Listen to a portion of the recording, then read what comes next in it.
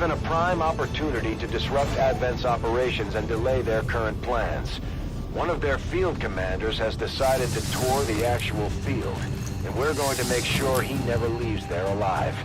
Once you hit the ground, find our target and eliminate him as quickly as possible. Menace 1-5, we're tracking the Advent General and his escorts, but we don't have an exact fix on their location. Sweep the area and eliminate the target along with any other hostiles that stand in your way. 10-4. Already there.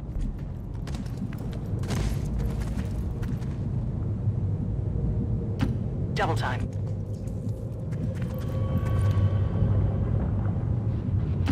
Roger that. Roger that.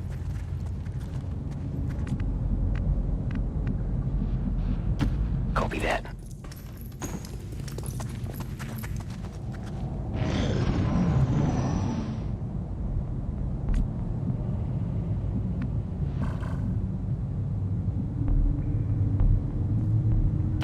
Roger that.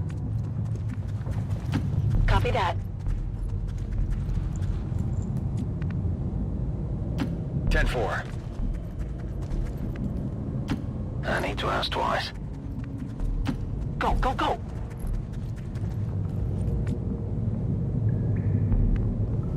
Getting it done. There's something out there.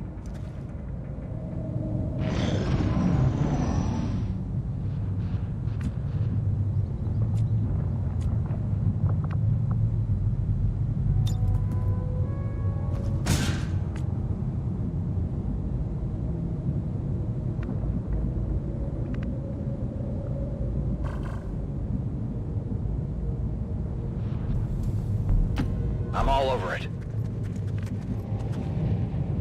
Moving. On it. Go, go, go. I'm on the move. Running. Overwatch. I'm on it. What's making that noise?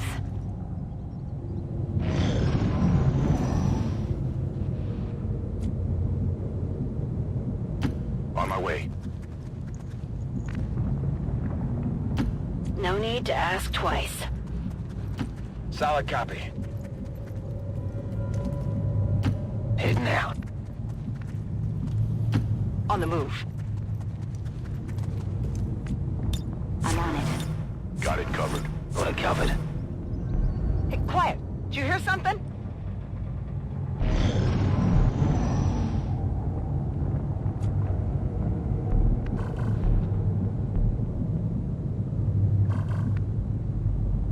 That's affirmative. Got it. Let's do this. Looks like hostiles over here. Objective here. Target identity confirmed. That's the General. Take him out before they can escape. We won't get another shot at this. Moving to designated position. Move, move, move. Location confirmed.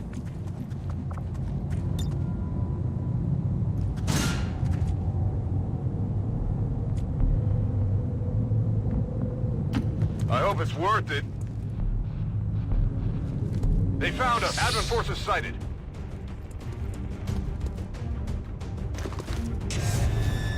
Collapse!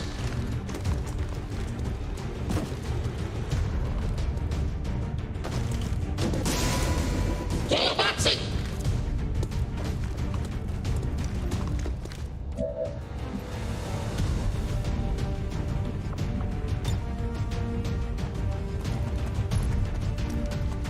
Frag out!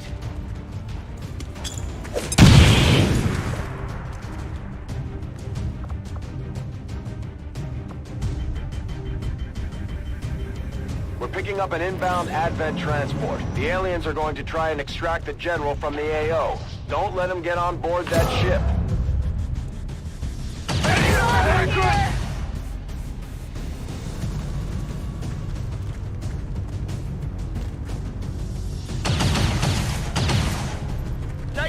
fire!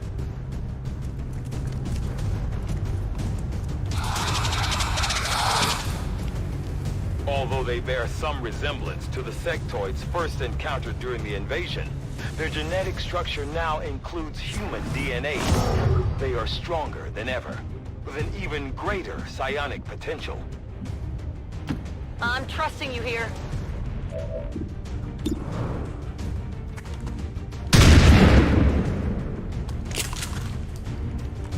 Target's still up.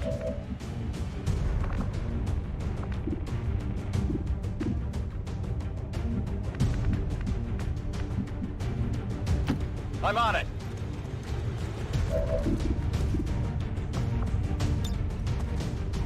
Here, catch!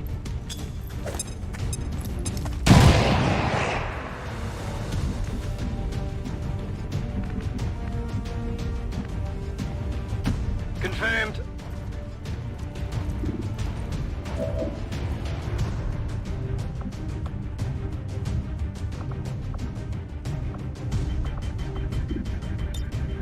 Got it covered. Finally!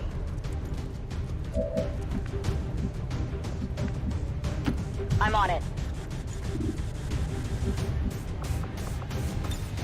Scanning. I got something over here. Woohoo! You see that?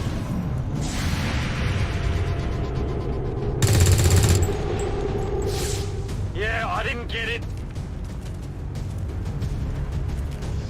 Who's got a med kit?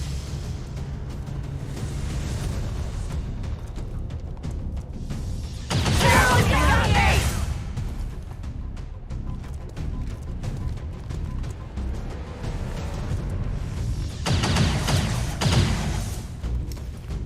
That all you got?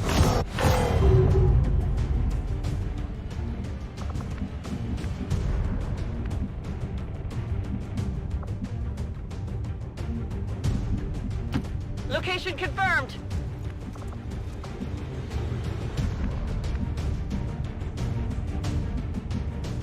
Go, go, go!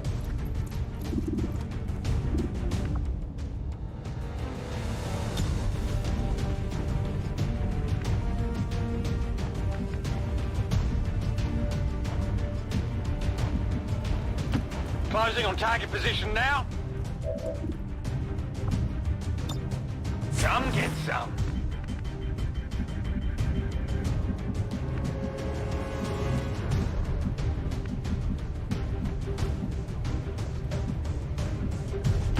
Move, move, move!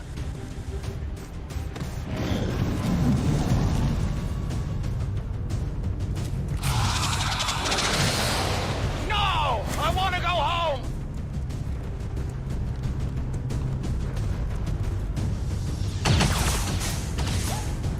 Wow!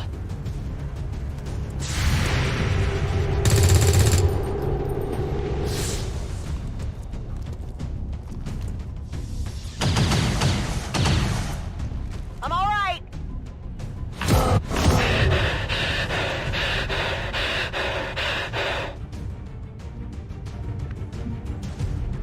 I guess that'll be okay. Medkits fix everything. Calm down.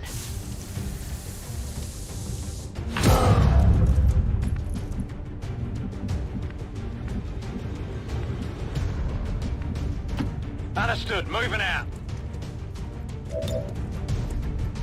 Grenade out!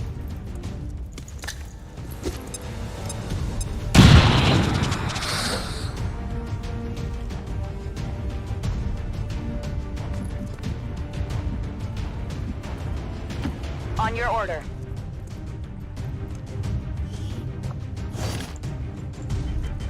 Target package secured.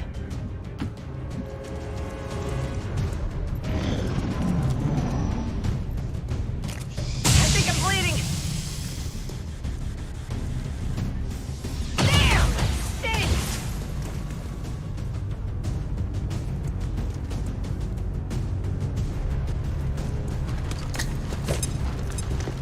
I can't get my bearings.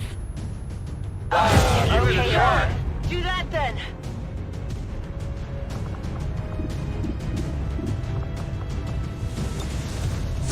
Overwatch.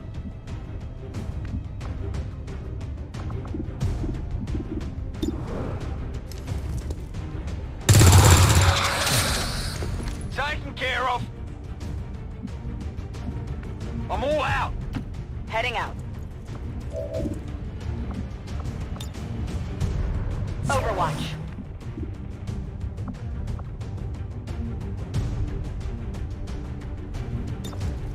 Settle down. You're fine. I can't get my bearings.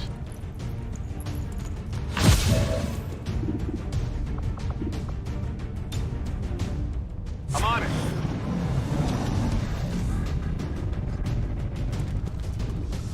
Take it off from here!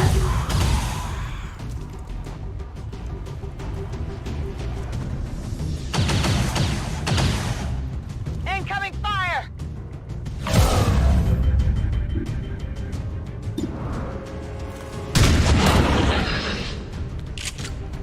That's it! Moving to position.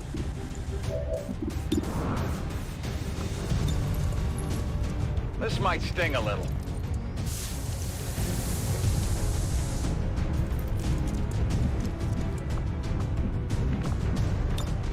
Oh, yeah! Hitting there now. On the move.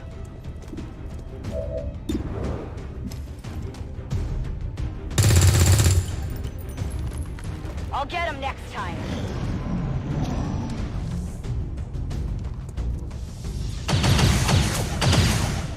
That was close.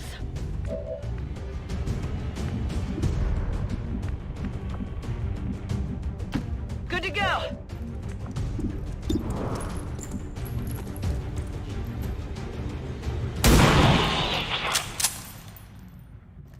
Target neutralized. Menace 1-5, kill confirmed. That's how it's done. We have confirmation. Mission accomplished.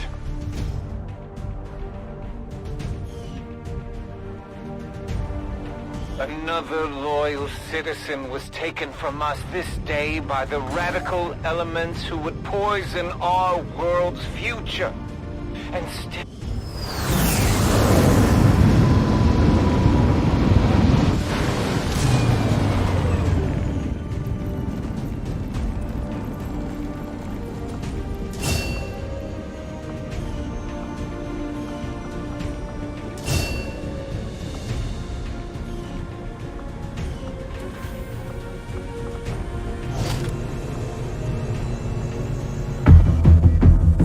Objective added. Hello, We're ready Commander. to move when you are, Commander. I've updated our objectives based on the latest information. Commander, having these two soldiers continue to work together has paid off. They know each other well enough at this point that we can have them train as a pair for additional tactical capabilities. Commander, the media is a powerful tool. Just ask Advent's propaganda machine. I say it's time we turn it against them. By spreading the word of our soldiers' exploits in combat, we can bolster morale throughout the Resistance. We're getting thin on manpower, Commander. We should check with Resistance HQ for new recruits.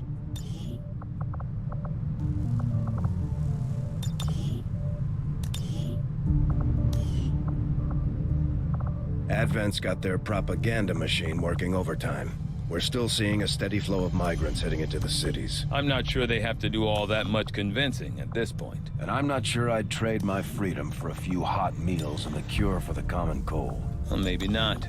But what about the terminally ill, the elderly, or the disabled? The aliens can offer them something we can't. Something most people would trade anything for. You're wrong about that, Doctor. We can offer them freedom, even if it means they have to endure the pains of being human. I just hope they see it that way.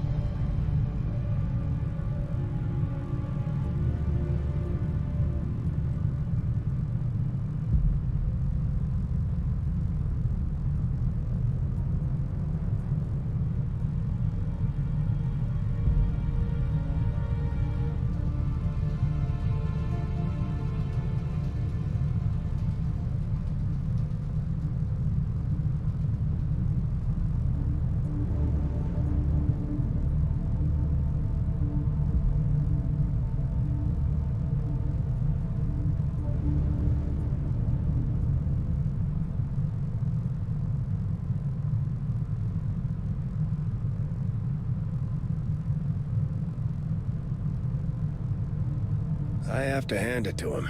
What these recruits lack in experience, they make up for in grit.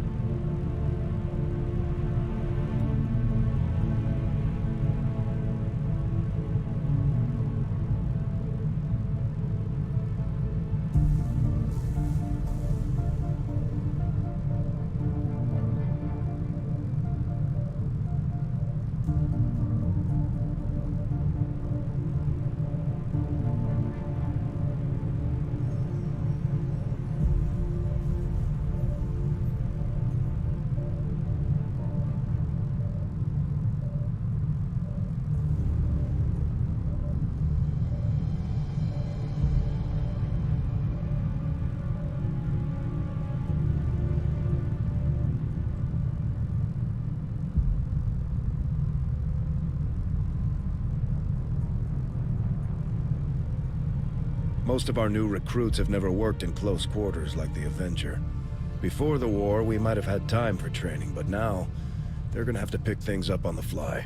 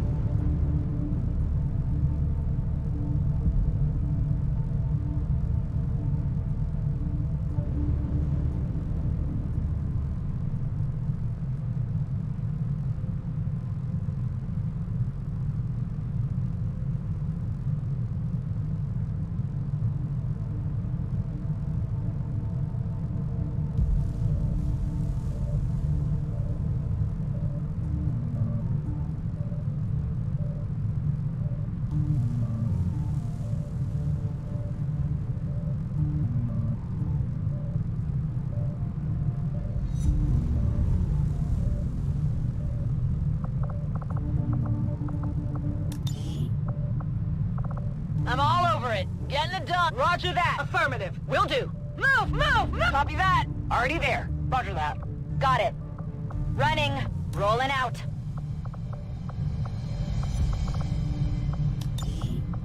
Rolling out.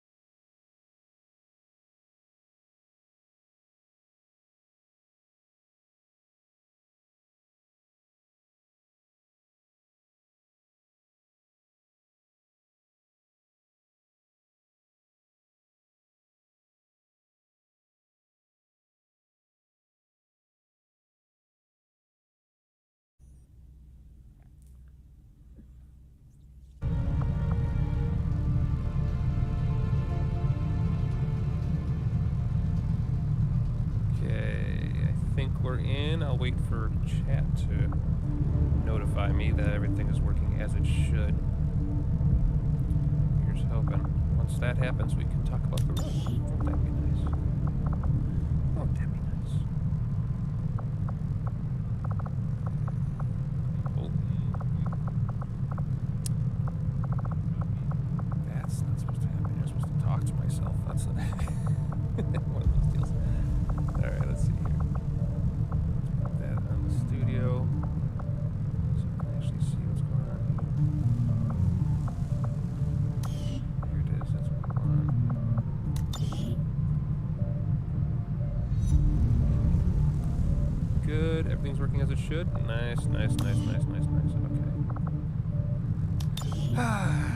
Good deal. Hello, good morning, good afternoon, good evening, good night, whatever time it is for you. Hello. Today we've got a very interesting run. Should be interesting. For those of you who aren't aware and don't like to read the pinned comment, here's what we're doing today. We are going to be doing a psionic power only run. Yeah, that's the whole thing. That is the whole thing. So, what I had to do is I had to go into the files, look through the dev console commands, you know, kind of do some cutting and pasting and a little bit of quote-unquote hacking into the actual files, and then make it a command that if I press a certain number of keys, that my character suddenly develops the gift. And not just has the potential of the gift, but is fully done and has gone through the ringer and is now able to use psychic powers. This said, they are brand new. So, let's go look at that, shall we?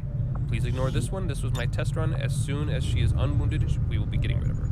But here is Akira, also known as Project Number 28. As you can see, he is a support. He is a squatty. So he did go through the first training mission just so he got his ability there. But as far as psi ability goes, he only has the first one. And that is huge, because when I first was trying to get this to work, the only way I could figure out a way to get psionics before you're supposed to was to type in the Sid Meier's cheat, which is basically if you just name your soldier Sid Meier, he suddenly becomes this like super overpowered psyops guy. And that was too much, obviously. Like, I didn't want it to have all of the abilities and everything like that. That was crazy. So we've only got Mindfray, so that'll be fun. He is a support because he does still get abilities as we go. And some of these abilities aren't aggressive, so they'll be okay. Like, so for example, using Smoke Grenade might come in handy every once in a while. Later on, deep pockets is in here somewhere, so we can have like double the resources. Also useful. Med kits, that kind of thing. And as per usual, whenever I do a one soldier run, we always kind of have to have a backup, just because when Exalt gets, you know, thrown into the mix I am here, still hard we at need work on the somebody current to take research the hit. priority, So I've got Commander. Tetsuo Shima, kind of just hanging out here. I've just seen in members case. of the crew quietly. Hopefully, they are also psionically gifted, but we won't know until we get to that actual part in the game. We will see. But yeah, so that's my backup. This is our primary. Please ignore. This is going to be getting rid of Leader in 9 days. And that's where we're at. Should be a good time. Turn up my mic volume, he says. Commander? Turning up the mic volume. I guess. Hopefully you guys were able to hear me. Because I don't want to explain that all again. Oy, okay. Okay. You've been waiting for 12 hours for the stream? God, I hope not, like, just staring at the screen. I hope that's not the case. All right. Ready. Let us go, shall we? Let us go. Where are we? All right, I was doing xenobiology, access lift, power generator. Your basic stuff. We'll be fine. We'll be fine. And there we go. Okay. Let's see. Money, engineers, scientists. So from the little bit of researching I was doing, it looks like we're not going to get a whole lot of benefit from engineers, aside from like better armor. And then scientists, also not a whole lot. But I think in the beginning of the game, it's probably best to go for some engineers. So that's what we'll start with. All right, get out of here. You don't come along unless I need you. There's my one guy. So loud. Okay. Speed that up a little bit. We can now work to establish contact with local resistance groups operating out of regions around the globe. So let's see Sufficient intel to make contact. how this We'll need to goes. scan I think the target the region for volume's the a little loud operative on my signal. After end, we pay not the initial for the intel stream, but cost to for make me, so I'm contact, gonna turn we'll that have down to a scan the smidge. region for a few days before the No local game music? resistance No, cell because when I make this hiding. into a video, I gotta have Fine, then like we'll the be up ability and to running make in the my near own future. Commander, music right with it, now, we don't have enough and that intel would to get be a solid bearing on rather local difficult. All right, let's go ahead and resistance save, forces in that because this area. is not an Iron Man. I am not that guy. And I like to start over a mission if something goes terribly, terribly wrong, aka the mission has failed. We'll ride until we die, but if we die, I don't want to start the entire mission over. So, all right, there's our boys. Can't you just staff the Psi Lab with an engineer? That's XCOM 2. That sounds like XCOM 2. All right, so here's the only ability we've got, minus, you know, smoke grenade. Let's get into better cover here. I'm curious how this all works. It looks like, oh wow, we've got lots of range. All right. So, there is a chance to hit depending on my will, I want to say? Because it seems like the distance doesn't seem to matter. Well, let's try it. Alrighty. Does 5 damage. That'll get us through the majority of the game. At least in the beginning. And weapon fragments explode, so that's good. But it does have a cooldown. Which kind of sucks. So we need to play hard to get. Ah, shit. Alright. Let's go here. Further back. Oh, they're buffing each other up over there. Okay. That actually might come in handy if we can kill that one. Oh, we're getting suppressed now. That'll be interesting to see if that actually does anything. You are too trusting, John. Suppression does not seem to affect. Advent is the Interesting. enemy. But this The buffs them up, enemy though. is So that gives them more will. Try not Which to means I bring have that less of a up chance when to we hit meet. them. Wow. Volk. You Fancy. Okay, take well, their side after all you we've to stop. seen these There years. we go. Look, Pickup truck review. I'm not exactly Lemon, having I've been drinks horrifically with sick them, all but night, they and your did stream hold is up just what their you need end to of the help recover. bargain. Aw, What about you? glad to hear it. Wait Thank you and so much. see. We're still doing the Volk buffing game. out. I do need to get Meld, though. Shit. Commander, Meld will be that was important because we can Konstantin gene mod our guy. Volkov, Get some really good Volk stuff. to his friends.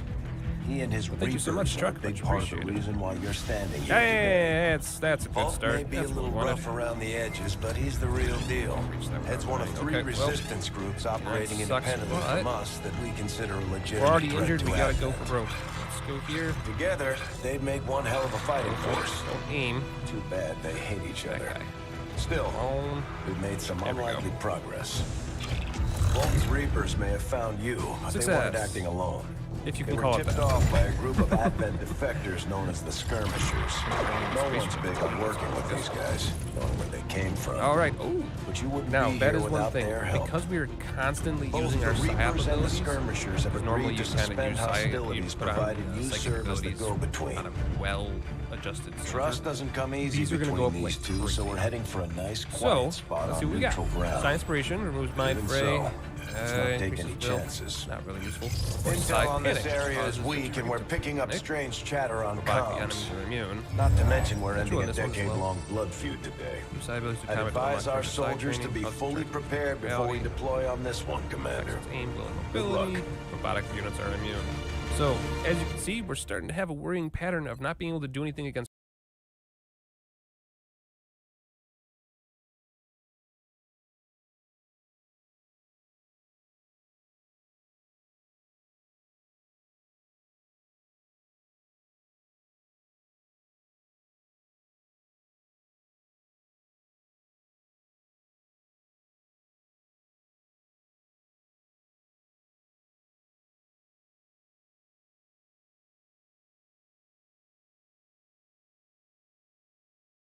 where you're going. And today, we're going to be simultaneously sprinting down memory lane and challenge running a game at the same time. Back in the 90s, a little movie called Jurassic Park came out. You may have heard of it. It was a classic, it was my favorite movie at the time, and it still holds up today. So, you'll be unsurprised to hear that young Lemon went out of his way to get his hands on any video game adaptations of the franchise that he could find. And today, we're going to play my favorite, Jurassic Park for the Sega Genesis. This game had it all, but rather than tell you, I'll just show you. Oh, and we're only going to use grenades, just in case that wasn't clear. All right, let's go.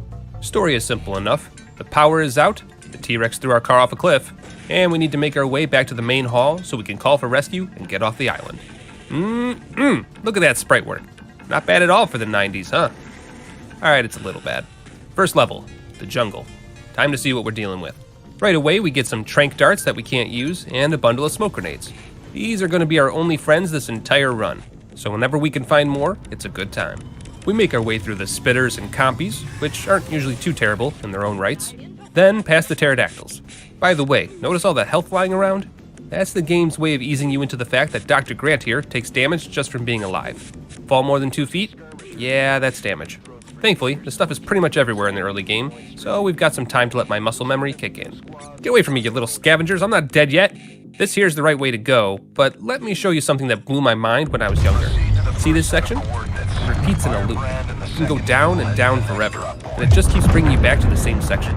I know Zelda did it first, but it's still cool to see. Dodge the falling boulder, and not the face! Thankfully, these gas grenades work on pretty much everything, if memory serves.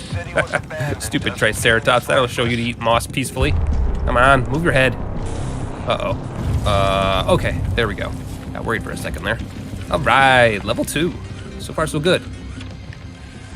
Did you hear that? That noise haunted young Lemon's dreams, because that, dear viewers, is a raptor. Speak of the devil and they shall appear. These raptors may be unsophisticated by today's AI standards, but they have some creepy-ass behaviors that scared the living hell out of me when I was younger. You'll see what I mean. From downtown! Oops, sorry. Oh God, sorry! You are safe. Yeah, quit that. No nibbles for you. What are you doing, headbutting? Go to sleep. Than you Oh imagine. God, more raptors screaming. Let's just get a health pack. No, not again! Oh, there you are. Eat grenade. We'll see if the same Oh holds shit. true for these Well, it's not the most skirmishes elegant of solution, yours. but that'll do. Oh God damn it! Whew, he didn't like that, did he? Good thing. Oh crap.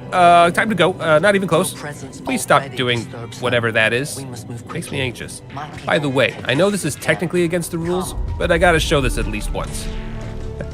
I know, right? Now realize that you can do that to other dinosaurs too. God, the fun we could have had.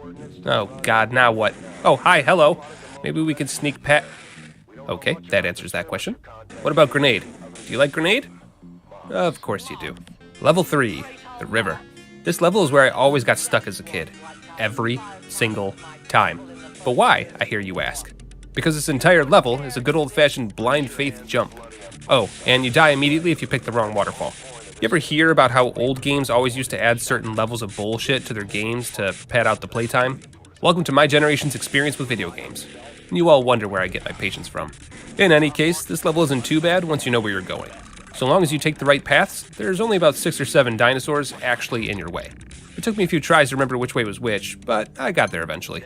One last fall down into the river, make your way past the brackies, and one last grenade toss at the Triceratops to freedom. Easy enough. The pump station. Oh shit, I remember this one. This one was pretty rough on young Lemon. Between there suddenly being a lot of buttons I could inexplicably press, and the fact that Jurassic Park just doesn't run that well, with everything going on in the rest of the level, you've got yourself a compy nest of a scenario. But, much like the river, this level is mostly platforming. The dinosaurs here are basically set dressing. Oh yeah, this thing. I always liked that noise for some reason. At least I remembered not to get run over by it on the way back down. See what I did there? This part. This part was on par with Sonic 2's drowning music for me. There's no actual danger, of course, but damn if it doesn't set you on edge. Okay, maxed out grenades. At least we don't have to worry about that anymore. I like how the raptors are just existing in this level. Feels good, man. Anyway, have a grenade. Oh god. Oh god, it's awake. I'm sorry, I didn't mean it. Whoo, squeeze through that, you. Oh god, can it? Okay, no, it can't. Let's not find out if it's smart enough to figure it out, though. All right, head on down, and it set a trap? It actually set a trap? You stuck, buddy? Boy, that is a shame. Press the button, and let's get out of here. Wait, no. Please, God, no. Why would... All right, now to time my jump just right. Yeah, close enough. Oh, Jesus, please just stay down there. Ah, crap, end of the line. Okay, what if we... Ow, okay, got it. Here, hold this for me. Oh, thank God that worked. The canyon. Don't really remember this level. Usually got stuck well before here. And the level description isn't really helping much at all, is it? Oh, this trick again, huh? Well, what if I outrun you? Oh, hi, hell! A little bit of falling rock and platforming later. And we get to this smug-looking asshole. Here you go, friendo. What the... Oh, come on. What are you doing in Lava Land? Get out of the way. I need to...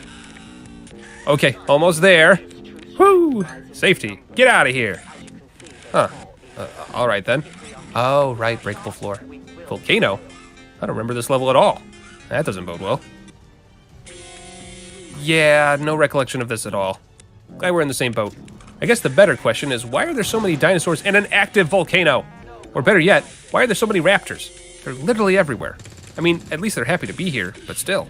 Oh, good, it's Smug Steven again. Here, hold this. Well, shit, that should have worked. Oh, there we go. Just took 3 for some reason. That was weird. Now to just jump to safety. You know what? For my own sanity, let me just shoot 1 rocket launcher. I promise I'll reset. Yeah, that felt good. Okay, you can get up now. Steven? Oh shit, he's straight up dead. Don't do it, little man. You've got so much to live for. Well, he's dead. Ah well, time to move on. I'm not quite sure what happened there. Okay, Grant, you're almost there. Just 2 more jumps. Okay, 1 more. All right, This game is dumb. Okay, second time's the charm. There we go. Sheesh. And with that, we're at the final level, the main hall. Oh, by the way, that level description, that's a hint. You'll see why in a bit.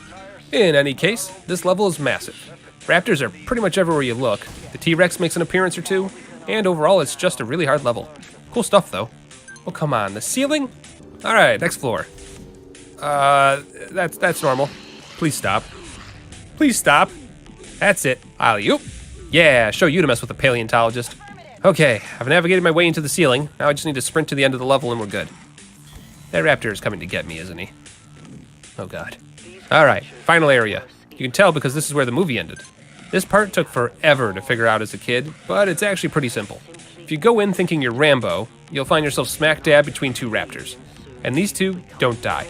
Proof of concept, rocket launchers to the face. Doesn't even phase them. What you're actually supposed to do is grab these explosive grenades here, fall stealthily in between the 2 of them, then quietly, discreetly, blow up the entire dinosaur bone display so that it crushes the raptors. Because, you know, video game. And that's it. The entire game beaten while only using grenades. Not bad. Not bad at all. But we're not done yet. We deserve a reward for all our hard work. That's right, baby. We get to be the raptor now. eating the local wildlife, murdering the locals, and basically just sprinting through every level at the speed of sound. I mean, seriously, look at the hops on this thing. What could possibly stop me? Oh, hey there, Dr. Grant. Come here, buddy. Let me have a word. Hey there, Tom. Have you seen Dr. Grant anywhere? Just scream once for yes or twice for no. Ah, there you are. Wait, stop. I have a book I want you to sign. I love that they let you literally use every move the Raptors were able to use on you as Dr. Grant. Jumps feel a bit floaty sometimes, though. Okay, a lot of times. Gotta hand it to some of the InGen employees, though. They work with what they've got. Like, look at this employee of the month here. Who does he think he is? Me? Seriously, dude, just let me pass. Come on. Come on. Just give me your liver already. Anyway, the last level plays out basically the same way. You got Grant up top throwing down all sorts of weapons at you, so you gotta knock down the bones. You know, with explosive kicks. Because that's how Raptors work. There we are. Just like Darwin intended. And that's it. We escaped the island by hiding in a crate, which is probably the storyline to Jurassic Park 5. Maybe. I don't know, I stopped watching after the third movie. I hope you enjoyed that trip down memory lane with me. Definitely not as hard as I remember it, but that's the fun part about revisiting games you played when you were younger. Always a good time going back and absolutely demolishing a game that took hours of your life as a kid. But in any case, that's all I've got for now. Take care of yourselves, be good to one another, and I'll see you all again soon.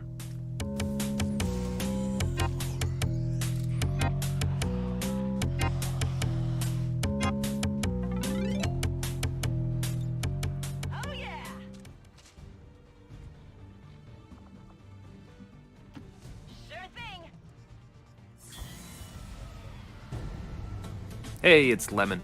Welcome to the Backlogs. I've got another Dark Souls 3 challenge run for you all today, with a build that I've always wanted to try, but never got around to. Today, we're going to find out if we can beat Dark Souls 3 with only summoned weapons. While I build out a character here, let's go over the rules of the run. For this run, we're only allowed to use summoned weapons to do damage. What exactly a summoned weapon is will become very clear as the run goes on, but it's basically exactly what it sounds like. As an addendum, if I don't have access to a summoned weapon, such as in the beginning of the game, I'm allowed to beat down any roadblocks in my way with my fists. No cheating or exploits, as per usual, and we're going to do our best to beat every single boss in the game. Unlike most of my challenge runs, I have a pretty good feeling about this one. There shouldn't be too many roadblocks, and who knows, this might even turn into an easier run. I'm feeling pretty optimistic. Did you need something? Yes. Do you mind if I just do it myself? By all means. Not bad. You got potential, kid. Thank you. Anyway, I'm here to tell you that today's challenge run is sponsored by Chimera. No, not that kind of graphic art shirt support, and for being so easygoing about the... Don't ask me which anime it's a reference to, I don't actually know. And we can get this run started. I chose the Sorcerer because it would start with a staff, and because it would take the least amount of levels to get the build ready to actually use summoned weapons. The first weapon that will be readily available to us is the Soul Greatsword, but unfortunately, it's a bit of a ways into the game, so the beginning of this run is going to be a bit rough. Because wouldn't you know it, I'm literally 5 minutes into the run, and we've already come across our first roadblock. Thankfully, that firebomb run I did a few months ago helped reinforce my muscle memory, so the parries are a bit easier to pull off this time around. Maybe this run won't be so bad. Oh. Alright, got him to the second phase. In all honesty, I have an easier time with this phase than his first one. Between his relatively simple attacks and the fact that I keep poise breaking him, Gundyr goes down without too much effort. One roadblock down, one to go. I set up headquarters to my liking, then take all of Gundyr's souls and put them into intelligence. The first spell we'll be using requires 23 to use, so the quicker we get to that point, the better. Oh, and I can already tell that I'm gonna have to keep rebalancing my Estus flasks in this run. I don't remember really using spells or miracles that much back when I used to play this game, so that's going to be a bit of an adjustment. Anyway, I make sure to get the Silver Serpent Ring, then head out to the High Wall of Lothric. At this point, we're not interested in anything around us. I'll come back later for all the goodies, but for now, I just want to get to Vort. The Hound here is the only thing standing between me and my first actual attacking spell, so once he's dead, we can finally get this run started. So if you'll just cooperate, well, needless to say, killing Vort with my bare fists is easier said than done. He can still be staggered, just like Gundyr, but he doesn't take extra damage when you break his poise, so all it does is give you a half a second to catch your breath. It's slow, it's tedious, and oh god damn it, how'd he even... Okay, second tries the charm. That wasn't so... Hey Carl, can I see the game disc? Why? No reason. What are you doing with that him? I said no reason! Finally, after several failed attempts and an upsetting amount of screaming into a pillow so as not to wake my family, Vort goes down. And for the record, if anyone asks me to do a fist-only run of Dark Souls 1, 2, or 3, the answer is no! Well, at least that's the hard part done. The rest of this run involves using actual spells and miracles. It can only go up from here. I was once a sorcerer. Surely I can be of use. God, I love the delivery of that line. Dark Souls voice actors are the best. Usually. Oh, our champion of Ash. Welcome home. Thanks, Yol. It's good to be back. If you would just sell me that soul greatsword, that'd be... Yol? Where's the spell? Where's the spell, Yol? Okay, so it turns out Yol won't sell the spell unless you actually put at least 1 point into drawing out your true strength. Had me worried for a minute there, buddy. Ah, there it is. Soul Greatsword. A fine start to my collection. I make sure I've got a bit more Bahama Blue, then test out my new toy. Ooh, that's gonna be fun. Let's give it a test drive, shall we? Oh, damn, this thing's got some reach. Basically anything relatively close to me and in the front 180 degrees of me gets hit. Does a lot of damage, too. Not bad. Not bad at all. Of course, as with all new tools, it's going to take a little while to get used to the timing, but after all the punching I've been doing, I don't even care. I do a little bit of shopping around the map, making sure to get all the Titanite shards I can. The more shards I find, the more I can upgrade my staff. The more I can upgrade my staff, the more damage we're going to do. Thankfully, in my research, there was only about 3 staves that stood out to me, so we shouldn't need very many upgrade materials if we do it right. And it's not like I'm well known for doing things wrong. Anyway, after getting my staff to +2 and my Estus flasks up to a respectable 6 charges, I decided to push on and get through the undead settlement. It goes well. After a little bit of teamwork with Carl, I decided to push forward towards my next weapon, because while this greatsword does some hefty damage, it absolutely devours my mana pool, and is a bit slow for my liking. I made my way into the woods, dodging crustaceans, werewolves, and pokey sticks, then picked up a new weapon for myself. After that, I met up with Orbeck, who, for the time being, is actually useful to me this time around. For now, anyway.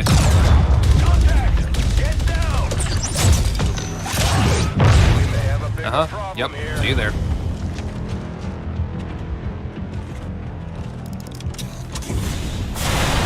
Guessing that's our man.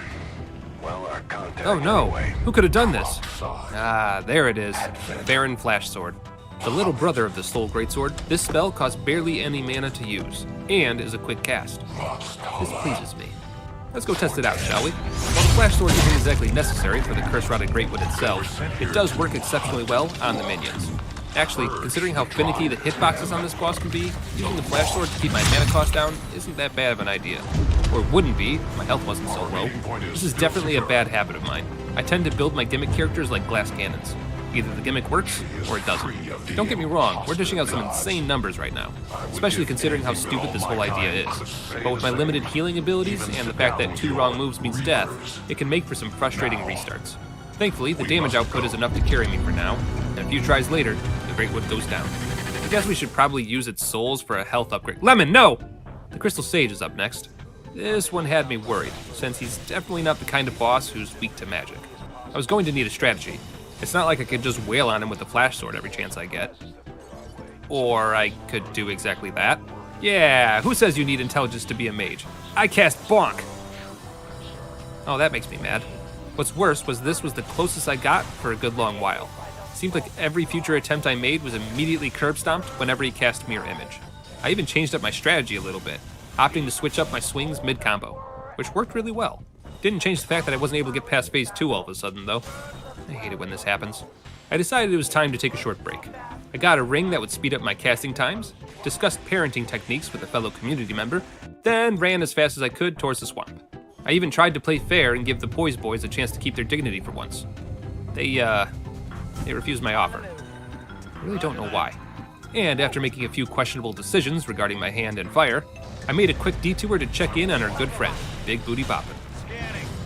He's doing well. I make a quick stop to pick up a pretty princess headband, just in case, you never know, then make my way to the Abyss Watchers. I'll be honest, this fight had me worried. The Abyss Watchers are extremely fast, and due to my damage being mediocre, the chances of me getting stuck fighting 2 or 3 of them at once was pretty high. I eventually decided to switch over to the Greatsword, which worked surprisingly well.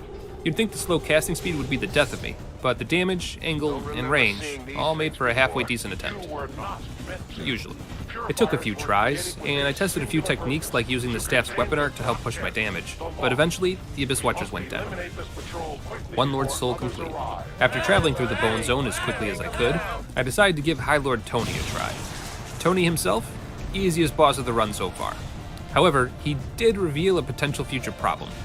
See that? See that bounce? I'm not entirely sure what's causing that. Normally, my magic blade goes right through enemies, but if this starts to become a thing for the more aggressive enemies in the game, that's going to be a real problem. Wait, hold on, I forgot to tell you about Raid Shadow. So, with that looming possibility in the back of our minds, let's get on down to Demon Town. There's plenty of upgrades and Estus boosting items around, which are definitely helpful, but we're actually after one specific thing. The largest stick of them all, the Izalith Staff. It may be pretty crappy now, but if I can find enough Twinkling Titanite, this twisted stick has some of the best spell scaling in the game for sorceries. So, you know, look forward to that. And while we're here, we might as well see if the Demon King is doable. Well, shit. The damage is bad, but the knockback is worse. We're gonna have to come back to this one. Speaking of coming back, did you forget that we haven't even cleared the Crystal Sage yet? God, this run is so weird. With the extra upgrades to our health and damage, this boss becomes much more bearable. Soul Spear combos that would have stun-locked and killed me before are just a nuisance now. Easily recoverable and mildly inconvenient. And with Estus and Baja Blast to spare, Crystal Sage finally goes down. Moving on. There's not much to see here. I high-fived a giant with my body, proved that summoned weapons are a completely viable PvP build when used against Gamers Weekend, briefly forgot how gravity works, and made my way to the Deacons of the Deep. Fellas. As expected, this fight goes nice and smooth. The Greatsword absolutely shines in this fight, taking out several Deacons at a time. Even with the arrival of the Pope and his entourage, there's really not much they can do against my incessant swinging. After a few minutes of hit-and-run tactics, the Deacons go down on the first try. Easy. With them out of the way, it's time for Irithyll. Oh shit, I forgot about the dog. It's okay, dogs can't go through walls. There, see? No problems. That's what you get, you stupid. Oh no! Oh no! Aside from becoming a chew toy, I also pick up the Magic Clutch Ring, which will give us a significant boost to our damage. And after finally realizing the importance of increasing my health bar to the soft cap, the defense debuff this ring gives me shouldn't matter all that much this go around. Look guys, I'm learning! Next on the docket is the dungeons. While I'm sure there are several items thrown about the place that'll come in handy, I'm actually here for someone, not something.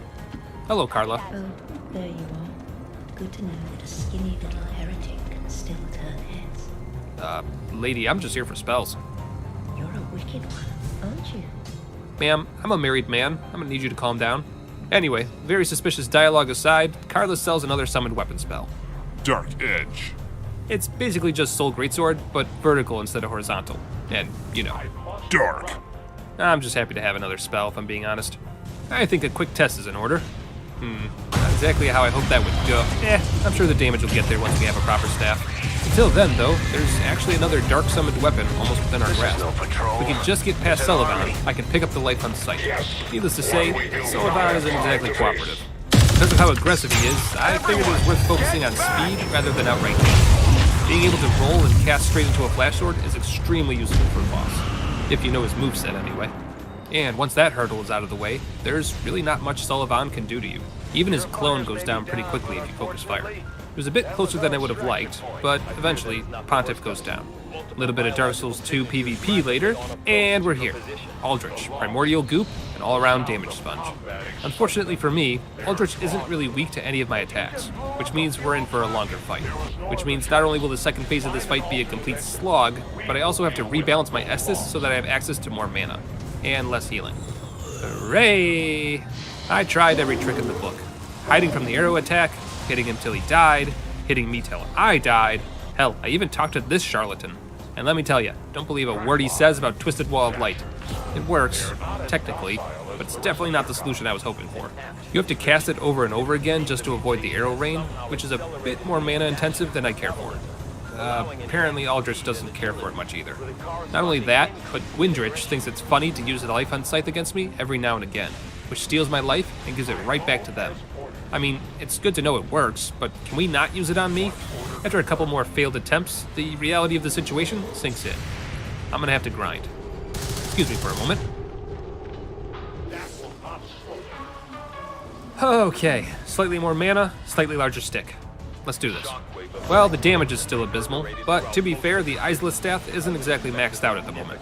The extra reach is a nice bonus, though. It takes some time, and a lot of patience, but I guess the slight change of pace is exactly what I needed. After what seems like years, but was probably more like a day or two, Aldrich finally goes down. 2 lords done. Now, as much as I'd like to use it, the Life on Scythe requires a chime to use, and while I could just use any old thing, I want the best. Excuse me, Emma, don't mind me, just trying to use the ladder behind you. Up ahead, Kaitha's chime lies in wait. It's the strongest chime for our purposes, and all we need to do to get to it is clear the dancer. Thankfully, with her fancy stick and a little bit of edginess, she doesn't stand much of a chance. Super easy fight. Maybe the rest of the bosses will go down this smoothly too. Who are we kidding? We both know that's not how this goes. But before we head off and get our new chime, we might as well think ahead. The chime, much like my twisted stick, requires Twinkling Titanite. And I for one don't feel like running around looking for it, so we might as well go straight to the source. Oh my god, hello? Unfortunately, the ashes that let me buy infinite amounts of late game upgrade materials are hidden in Dragonland, so we're gonna need to clear a few bosses before we can get them. Our damage is still pretty hefty though, and after a short fight, Osiris goes down without much effort. First try, let's go. You know what? I don't feel like coming back here later, so let's just clear out Gundyr while the iron is hot. There we are. Moving right along. So, Dragonland. Much like the Firebomb only run, we're gonna have to beat the Ancient Wyvern in a not so easy fashion. No plunging attacks for us, just good old fashioned hit it till it dies. But I'm not worried. This guy's attack patterns are repetitive, and he doesn't have that much health. We should be just fine. Ah, shit. Well, let's not panic yet. Maybe he's just weaker to magic than he is dark. Right. New plan. Kaitha's chime at +0 is plenty fine. Let's just move on. I gave Dragon Slayer armor a go, but we're bumping into the same problem as the other bosses. Meager damage, bouncing strikes. Ah well, nothing a little determination can't fix. Okay, a lot of determination. Yeah, sure, definitely inside the hitbox, thank you Dark Souls. But suddenly, a moment of clarity. We've had the tools necessary to get through these bosses the entire time. Life on Scythe never bounces. It also really helps keep me in the fight, considering every successful hit gives me a nice chunk of health back. The damage might be pitiful, at least for now, but if a miracle could be patience personified, this would be it. The same teachings apply to the dragon fight as well. Take your time, strike when you have an opening, then retreat until it's time to strike again. There was a brief moment where the dragon decided he wasn't going to take it anymore and tried to change things up, but a simple change in strategy was enough to take him the rest of the way down. Easy peasy. Well, that's about as good as everything is going to get for now. Time to throw ourselves at the next brick wall. Yorm. Carl can't save us this time.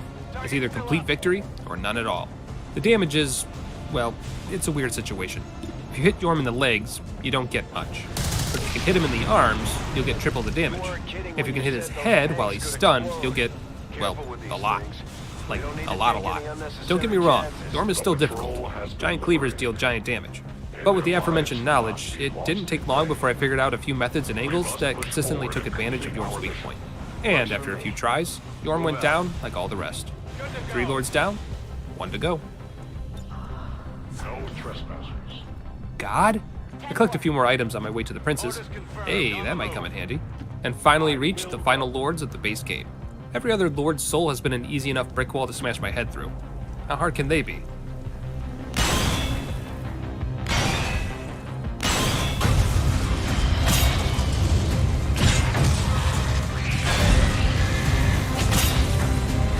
This is no patrol. It's an army. Okay, time for a new plan. There are about 4 summoning spells that I'm missing, all of which are definitive upgrades to the crap I'm using now. Most of them are in the Ring City DLC, which I can't reach just yet, but one is in the Painted World. Now, some of you are probably arguing that the Follower's Javelin is an option. And technically, yes, the Javelin's weapon art is actually just an illusory projection of the blah blah blah. Come on, you're just throwing the spear. If it doesn't glow, it doesn't count. So, with that in mind, we're gonna go get ourselves a magical boomerang, because boomerangs are weapons. Terrible, terrible weapons. Now, the damage isn't great, but it does have the ability to hit up to 5 times in a row. And if you've got the time, you can actually summon 3 of them at once. Combine that with the low mana consumption and a couple other items like Flynn's Ring, and you've got a decent enough ranged weapon at your disposal. Imagine being killed by one of the worst miracles of the game. The only problem with all this is the fact that Lothric, feeble sorcerer that he is actually pretty resistant to magic of any sort. Which is annoying, because it's hard to hit him while he's hiding behind his brother's back. And there's not a whole lot of time to wail on him when he's not. So, in order to increase the damage, I figured it was about time we took some risks. No armor, combined with Flint's ring for an extra 15%, give or take.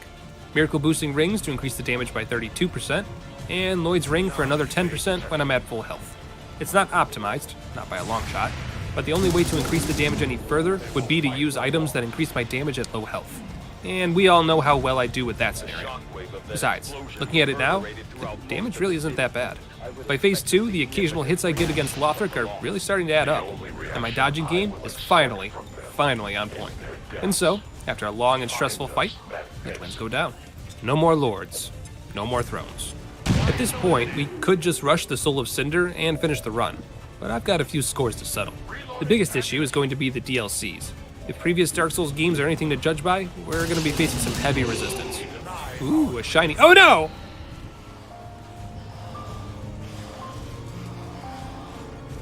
Oh, okay, that wasn't so bad. I guess fall damage in this DLC is pretty much negligible. Oh god, get off! Get off!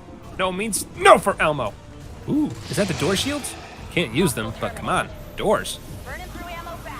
Dark Souls, are we having another hitbox day? Do you need a minute? Ah, there she is. What up, girl? Here you've got a summoned weapon for me. Here, hold these. Whew, closer than I would have liked. Zoe really puts up a fight. But hey, we finally have a fire attack now. I don't have a pyromancy flame. That leaves one more element left. Lightning. Unfortunately, there's just one more boss between me and that sweet, sweet thunder. This is going to be a bad time. The demon boys are a couple of rough customers. They got quite a lot of health and like to attack in tandem, which is annoying. Occasionally, I can get my disc to line up properly, but there's a lot of claws and explosions to dodge, which makes measuring the distance a little difficult. Eventually, I get them both to go down. Took forever, but we got there. Oh, right, phase 2. Why is there always a phase 2? Well, someone's angry. And has even more health and defense. Great. Oh, God, why is there so much fire? Honestly, can you please just cool it for a minute and give me an opening? Fine. If you won't give me a break, maybe your dad will. Hey, you. Control your kids. You know what? Let's see what other bosses we can bully. Wilhelm, I need less monologuing and more keys. The hell is this? Oh, shit, you can take away my magic? Look, hey, maybe we can work this out? Ah, quit! I'm a married man! Round 2 goes a bit better. Never would have thought an NPC would give me so much trouble, though. But with him out of the way, we can finally challenge all the bosses in this DLC. Let's see what we're up against. Sister Frida's health pool isn't so bad, but her moveset is a little difficult to work around. Gonna need some patience on that one. As for phase 2, it's not too bad. Just a lot of running in circles, avoiding attacks. Or trying to, anyway. This is gonna be another one of those bosses where I need to learn the moveset and really crush it, huh? Well, let's try the Grave Tender instead. The wolves are easy enough to dispatch, but our boy here is still a defensive powerhouse. Regular spells bounce right off of him, and even the boomerang damage is abysmal at best. Thankfully, I've got an ace up my sleeve. Turns out the Life Hunt Scythe is once again the MVP of the run. There's no bounce, I regain HP with every hit, and the damage is actually significant even when the Grave Tender blocks it. The only thing I'm worried about is how slow it is. Considering the Grave Tender loves to bring friends, this could get ugly quick. But so long as I throw caution to the wind and focus fire on the Grave Tender, it's easy enough to get it back down to a 1v1 fight. And despite a few close calls, the Great Wolf goes down without too much trouble. Back to the demons. I decided that using the boomerang was a bit too slow, so we're back to cutting off chunks of health with the scythe. Wouldn't you know it, it works really well. I also remembered a little tidbit about phase 2. Depending on which demon is the last one alive, phase 2's moveset will completely change. Leave the demon in pain alive to the end, and you'll get a second phase that is absolutely littered in fireballs and area of effect attacks, which I hate. With the passion. Go with the demon from below, however, and you'll get less AoEs and more lasers. Neither option is really great, if I'm being honest, but I'd rather dodge a clear laser than a vague fireball explosion any day. With the strategy in place, it's now just a matter of learning his attack patterns and finishing the job. And after a few dozen tries, I do just that. Time for the good stuff. The Ringed City, one of the most difficult and more convoluted areas in the game. And it's got my prize. All we need to do is... Oh god. Not the cheese demons! Not again! I don't know why this is so funny to me. I guess it's because the Ashen one is supposed to be portrayed as so serious. I feel like he should always be like, no, the gods have abandoned us. We're all doomed. but here we are, just pretending. Anyway, after playing a quick tech demo of Elden Ring, I make my way down into the humanity swamps of... Fear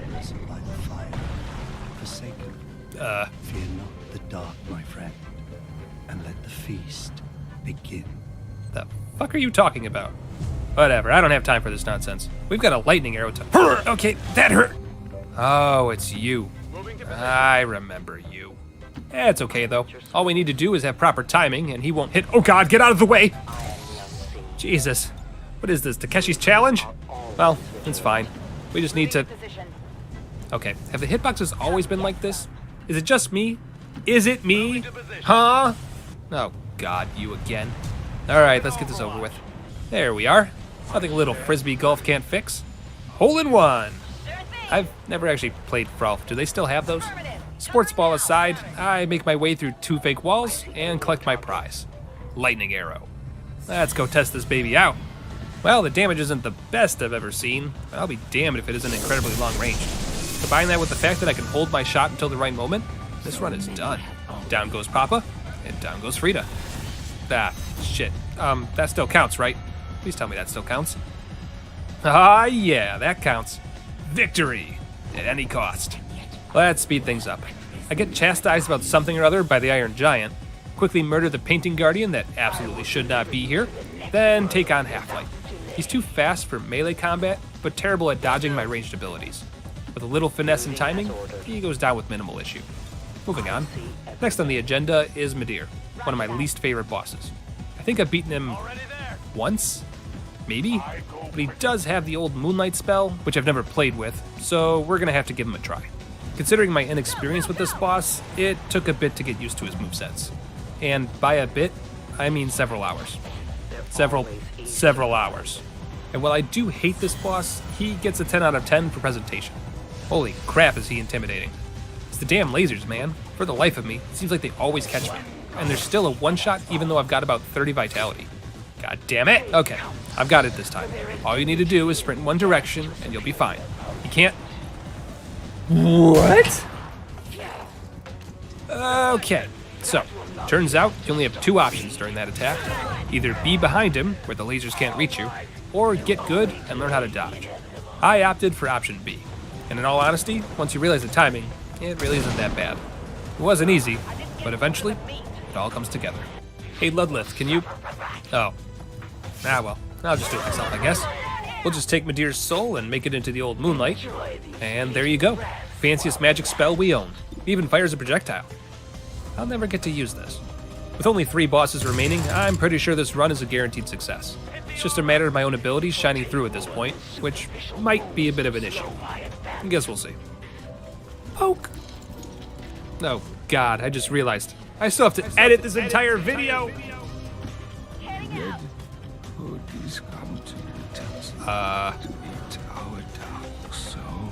Uh-huh. Well, you seem busy. I'm just gonna let you get back to... Don't touch me! Oh, that's what he meant. Gale, pal, that's not how it works, my man. I know, right? Ah, Artorias. I mean Gale. He's not too bad. He attacks pretty slow. With my ranged attacks, it's not that hard to whittle him down. After a few minutes of strategic dodging, I knock Grandpa Gale into phase 2. Easy enough. Considering he just wants to lore walk at me, this shouldn't be too bad. Here you go, Gramps. Take your lumps. Oh god, you could do that? What are you doing? Why are you just sitting there taking it? Nah, looks like my assist to mana ratio was off. That's disappointing. Could have killed him on the first go. Weirdly enough, this fight is almost unfair with how easy it is for my build at this point. Maybe the dodge timing is just finally clicked for me. I don't know. In any case, I feel really bad for Gramps here, so I'm just gonna let him have this one. It's abundantly clear that we can beat him, and since I don't need the souls and this video is going to be late as it is, let's move on. 2 bosses left. Time to see if the Nameless King is as big of a roadblock as he was the last time around. Spoiler alert, he's not. Not even close. He may look intimidating, and in phase 2 he still hits like a dump truck, but in comparison to the other bosses I've been fighting up to this point, this guy's a meek little kitten. Dodging through his attacks is effortless in comparison to the bullshit I've been through, and my damage is pretty hefty, if I'm being honest. In the end, a disappointing fight. Dark damage OP, please nerf. But with him out of the way, only one remains. The Soul of Cinder. Time to finish strong.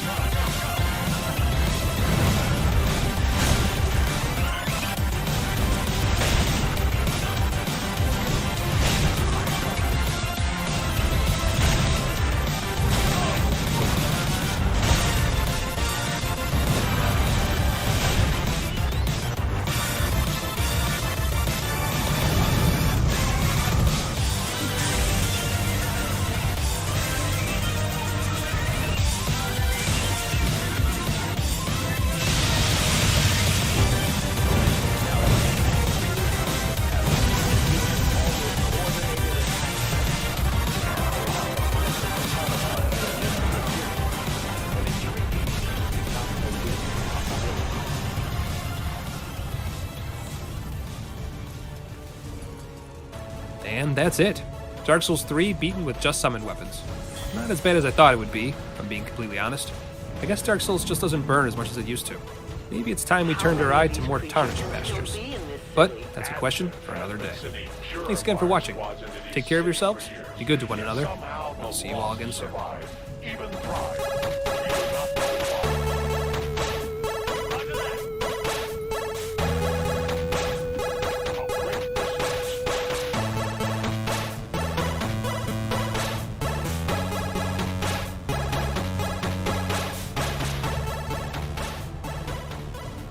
What was that?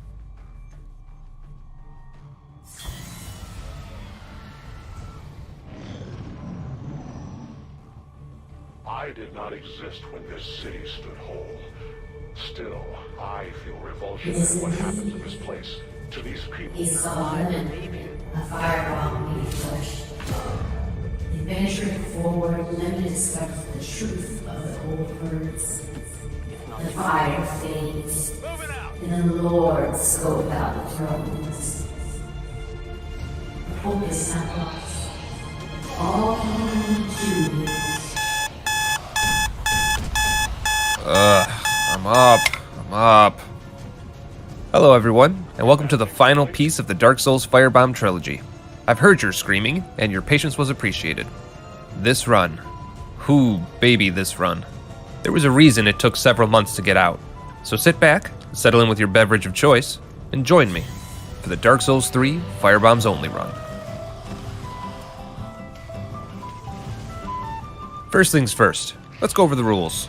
Starting off the list, no using any regular weapons. We're only allowed to use firebombs and firebomb equivalents. Because trust me when I say this, if we don't give ourselves that little caveat, this run gets nowhere. And if that upsets you, rest easy in the knowledge that allowing that little fudging of the rules ended up increasing my suffering 100-fold. You're welcome. Second, no cheating or exploits. And third, our final goal is to try to beat the game. I'll do my best to beat every boss along the way, but after the last two Dark Souls Firebomb runs, I know better than to assume that'll be possible. Did you get all that? Cool. In that case, let me show you how bad this run is from the word go. I go with the Warrior, because it has the most strength, and select Firebombs as our starting gift because, well, you know. And after deciding that I was just delaying the inevitable, I confirm our character and get this party started. Our number one priority right now is obtaining more Firebombs. These ought to do. And with our newfound ammunition in hand, it's already time for the first boss. My boy Gundyr here is one of the easiest bosses in the game, but in order to beat him with firebombs, we need every single bomb that we have in order to win. Oh, and we'll need to parry him for extra riposte damage, hence my desperate attempts to bat away his halberd there. I'm a bit out of practice. Round 2 goes a bit better. After quote-unquote mastering the riposte, the firebomb damage is pretty decent. Combine that with the 5 firebombs we picked up earlier and we should... Fuck. Alright, start over. Okay, remade my character, got all my stuff back. Let's try this again. Considering I literally have to remake my character if we waste a firebomb, I spend some time getting used to Gundyr's attack patterns. And eventually, I shake off the rust. The hell kind of posturing am I doing there? I get off the remaining parries, and get him to phase 2. At this point, parrying won't help us anymore, so I switch tactics, laying into him whenever I have a free moment. As you can see, we really did need every single bomb. Hell of a way to start a run. After getting settled into Firelink Shrine for the last time, I meet up with our keeper.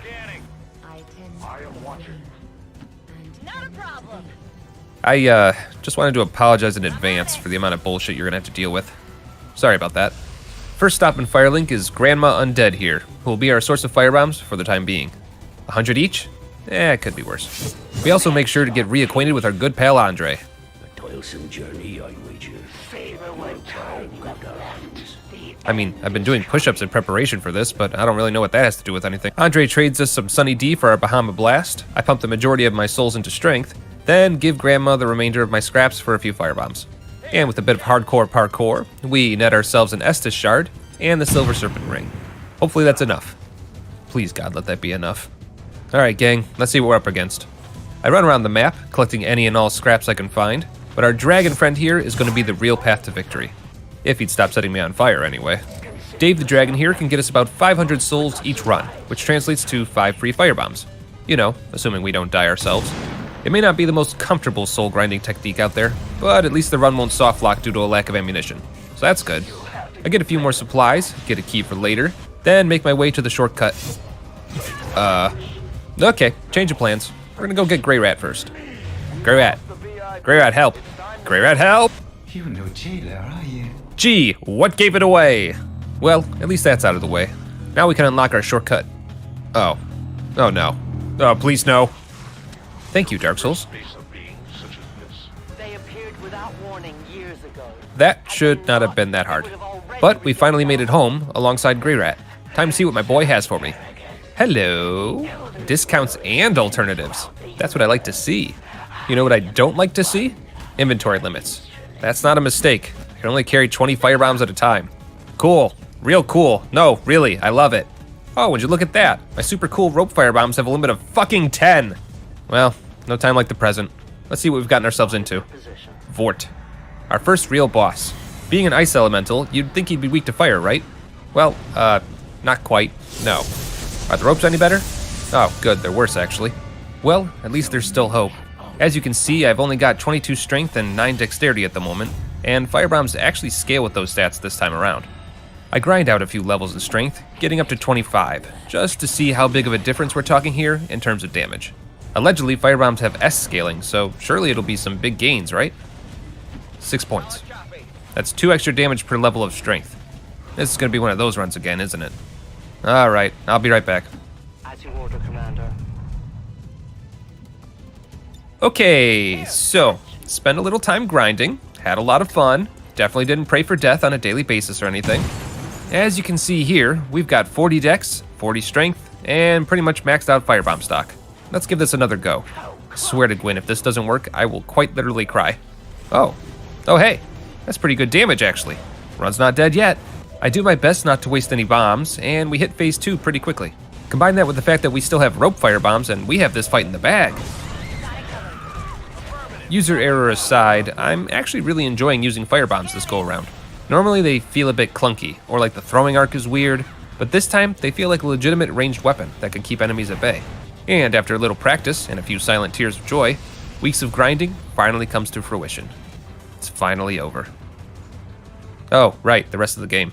Okay, Dark Souls, you win. I give up. White flag raised. If you could just let me out, that'd be... what's that noise? Oh god. Not again. No, please, no, I just want to leave! Well, no rest for the wicked. Moving on. Sit, boo-boo, sit. Good dog. Please, grant me death. Undo my shackles. God, if that isn't a mood. Come on, Yol. If I have to suffer, so do you. For those of you who don't know, Yol is instrumental in a specific storyline where you become the true Dark Lord. But that's not what I care about. I only care about those sweet, sweet levels he's willing to give me if I throw myself off a cliff a few dozen times. Which I do. With enthusiasm. I put my free levels into a little bit of extra health, and after running around to get some more items, Yol, you asshole! We had a deal! Well, at least we've added another waifu to the party. She'll be important later. I also talked to Grey Rat, who's apparently getting bored of selling me firebombs and wants to go exploring. Sure, buddy. Have at it. I don't think I'll run low on firebombs anytime soon. Do stay safe, you hear? Aw, you too, pal. After a bit more exploring, I grabbed myself the Fire Clutch Ring, which boosts my firebomb damage by 15%. Honestly, the damage itself is pretty respectable. I'm feeling optimistic. And good feelings gone. With no lock-ons for the individual pods, this boss is a free aim nightmare. The additional ads that are all over this fight aren't making my job any easier either. At least the tree hates them as much as I do. After a few practice runs, I realized that it's more efficient to break as many pods as I can before phase 2. That way we get as many DPS bursts as possible. After getting exceptionally good at free aiming, I knocked the Greatwood into phase 2 with 10 firebombs to spare. Which, as you can see, should be more than enough. A few more quick tosses, and the Greatwood goes down. Hey, my boy! How was your trip? Ah, what you got here? Lightning bombs and faith scaling, huh? Alright, mental note made. God damn it, Carl, what are you doing here? Alright, look, I gotta go yell at someone. Don't go anywhere. Oh, God. Alright, hold on. My giant is a little rusty. Lemon. I help anytime. Oh, okay. Thank you. I help anytime. Okay, time to leave. Carl? Carl! What are you doing? I've unraveled the middle of this inscrutable thing. I'm happy for you, pal. Hey, I got a mistake to make over here. You wanna come with? Ha! Oh God, that's terrible. Carl, I choose you. Go get him. Carl? Carl? Ooh. You're okay, bud. Walk it off. In all seriousness, this boss is a good precursor to some of the nonsense we're going to be going up against in this run. With some bosses being nearly fireproof, the NPC quest lines are actually pretty important, which means that if any of them die, the run dies with them. Which is why it's so important that I keep Big Bad here focused on me while Carl does his job. Or at least helps. Well, at least one of us is excited about it. Guys, look! It's me! Or the British version of me, anyway. God, I look good in this game. Alright, let's go. Wait, hold up. I think there's actually an Estus shard this way. And while we're here, we might as well get one of my favorite armor sets. Not too shabby. I mean, it's terribly shabby, but I think that's the point. And with a little bit of ladder magic, we can get a few free souls and move on. Works every time. Last but not least, we'll get Orbeck here moving along. He's a bit of an asshat, but he might be useful later. We will learn together. It shall be like our very own school. Uh-huh, sure. See you there.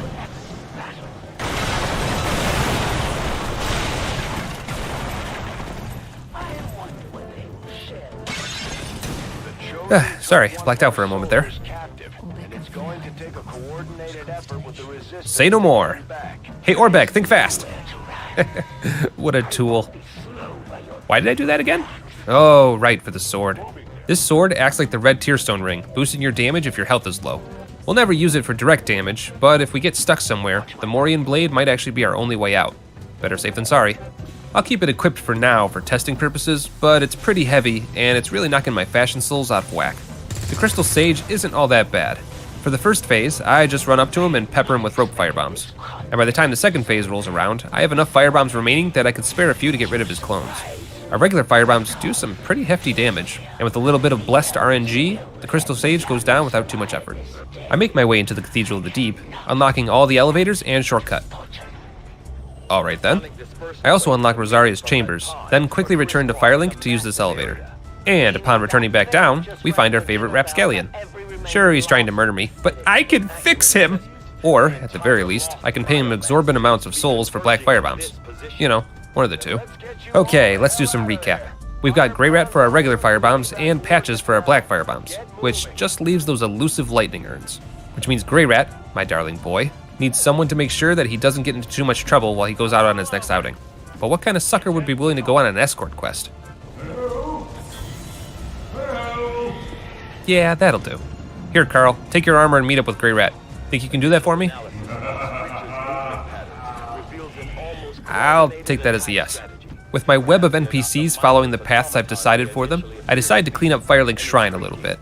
Yep, definitely not just doing this for a cool helmet. Quiet, you. I'll get to the Bloodborne Molotov run when I'm good and ready. Anyway, let's get back to the bosses, shall we? First up is the Deacons of the Deep. The damage is fine enough, and the fact that it deals splash damage is a nice bonus. All in all, an easy first phase. The second phase isn't much harder. All I have to do is thread the needle with my firebombs, and the fight finishes itself. One final drive-by with a rope firebomb, and they go down. Easy. After a quick visit to my Fair and Keep chiropractor, I make sure to get above the trees to visit an old friend. Good old Big Booty Bouncing has gotten a bit beefier since we last fought, but not enough to matter. Better luck in Elden Ring, fella. And with Triple B out of the way, it's time for our first Lord of Cinder.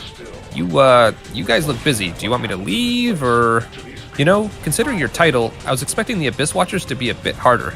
But even when using regular firebombs, I can knock out half a health bar with a single bomb. And phase 1 is over, only 10 firebombs into the fight. Ah, getting embered up, are we? Does that increase your fire resistance? Nope. In fact, you're taking significant damage, my guy. All those fancy flips don't count for shit if I can get the counter damage. Back to the Abyss with ye. 1 Lord down, 3 to go. Moving right along to the catacombs, I make my way to... What the hell is that noise? Okay, time to leave. Christ, there's more of them.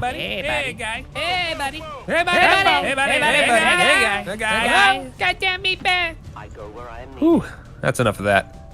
I need a drink. Usually people black out after they drink, not before. First time for everything, I guess. Definitely the weirdest hangover I've ever had. At least it's quiet. How you doing, meatbag? God, Jesus wept. Well, Tony's definitely gotten a few promotions since we last saw him, and our firebombs don't do a whole lot of damage. but luckily, we don't need them to. So long as we have good aim, High Lord Tony's gimmick is easy enough to overcome. And after using about 20 firebombs of varying flavors, Mr. Bones goes down. Bye, Tony. Fuck you! Anyway, let's head on down this bridge I broke earlier. So we can... Ah, crap, you again. No thank you. Oh, damn, collateral damage. If I remember correctly, this mimic can actually kick this demon's ass. Sometimes. Thankfully, I'm the king of the Tonys now, so I'll just have my boys take care of him for me. Welcome to the Bone Zone, my guy. God, the smoldering lake underbelly is a bit of a maze. Must have taken a wrong turn somewhere. Wait, no, I'm the king of the Bone Zone!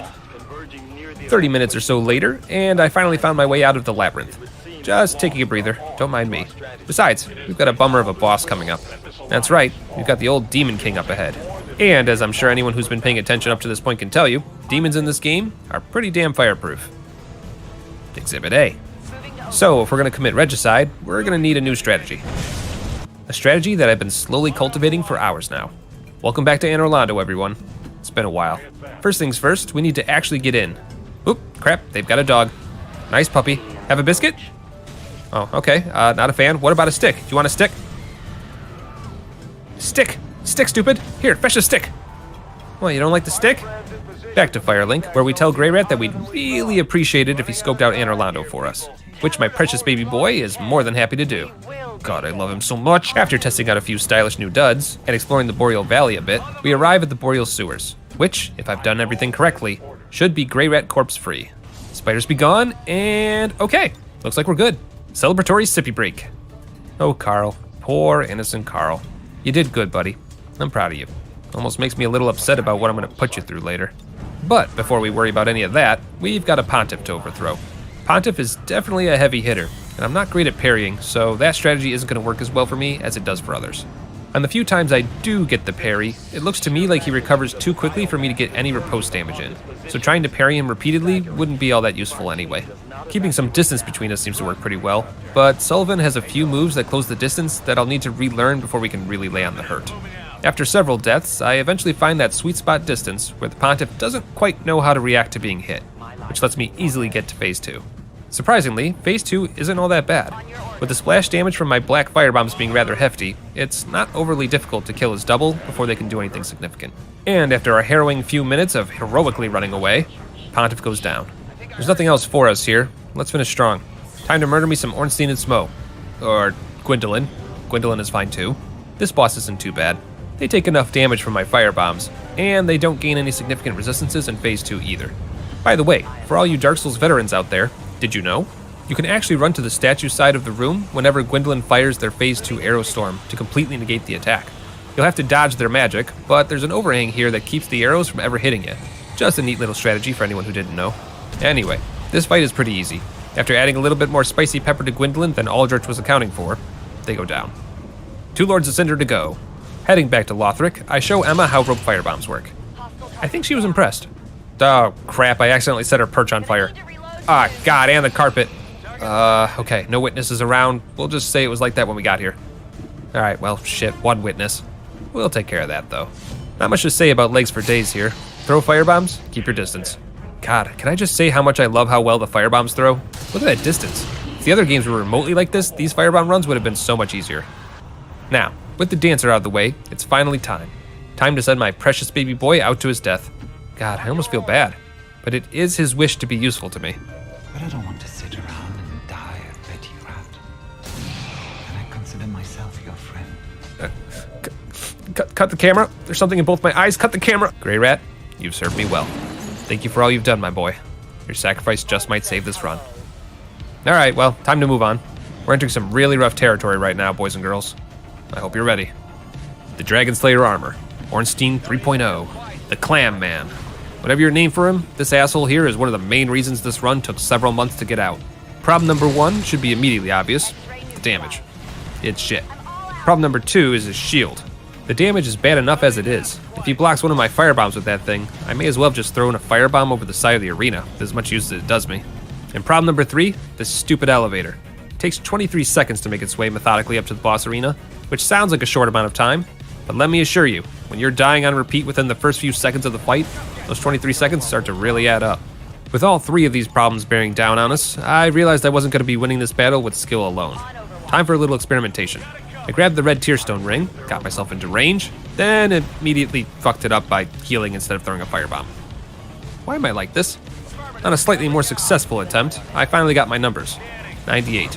You know, as opposed to 81. Not exactly the boost I was hoping for. Alright, well, what if we have the red tearstone ring and the Morian blade? 117. Okay, now we're getting somewhere. Or I thought we were. Turns out, I'm really bad at no-hit runs. Like, really bad. Combine that with the fact that the Dragon Slayer's second phase becomes a bit of a bullet hell, and I was starting to lose hope. So, after multiple days of attempts, all of which ended in failure, I gave up. Then, a few weeks later, it hit me. I'm not a master Dark Souls player. Why the hell am I trying to play like one? My claim to fame is my patience, not my skill. It was time for some testing. I dropped a single firebomb on the ground, sat at the bonfire, and presto no changeo, it's still there. Use a homeward bone, however, and the bomb disappears. Which means in order to do this next bit, I'm gonna have to do all my traveling by foot. Pray for me.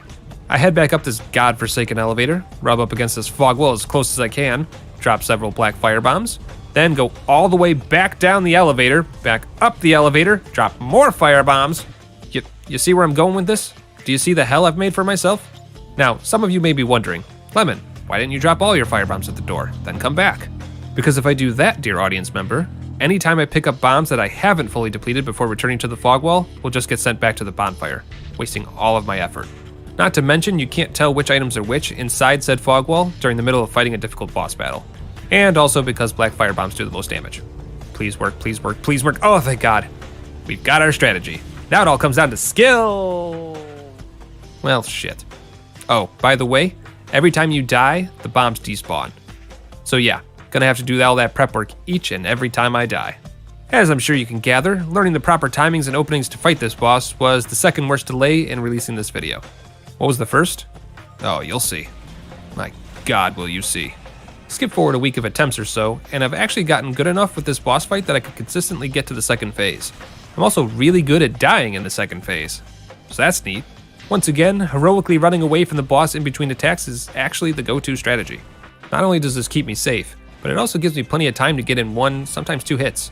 I also started to leave all my firebombs in one large pile at the fog wall, which helped remove a bit of panic whenever I need to run up and get more bombs. I'll save you a few days of suffering, but just know that Phase 2 was extremely disheartening to struggle through. Really? Alright, what about you, Big Show? Anything to add? Finally, after literal weeks of attempts, the skills and strategies all lined up. I could see the code. RNG was no longer a factor. The boss that had plagued my nightmares for endless nights, this frustrating combination of ones and zeros, finally went down.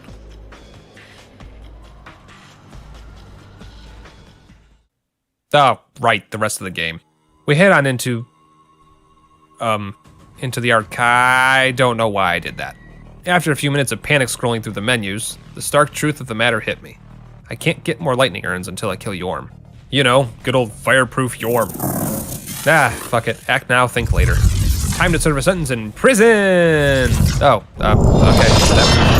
After making my way through the train capital, we stop by another cell block to visit our old friend Carl. Here to get you out, bud. You ready? I just need a bit more time. Sorry, Carl. There's no time left. Come on. Oh, please. Go on ahead. I've my own road to take, and a duty to fulfill.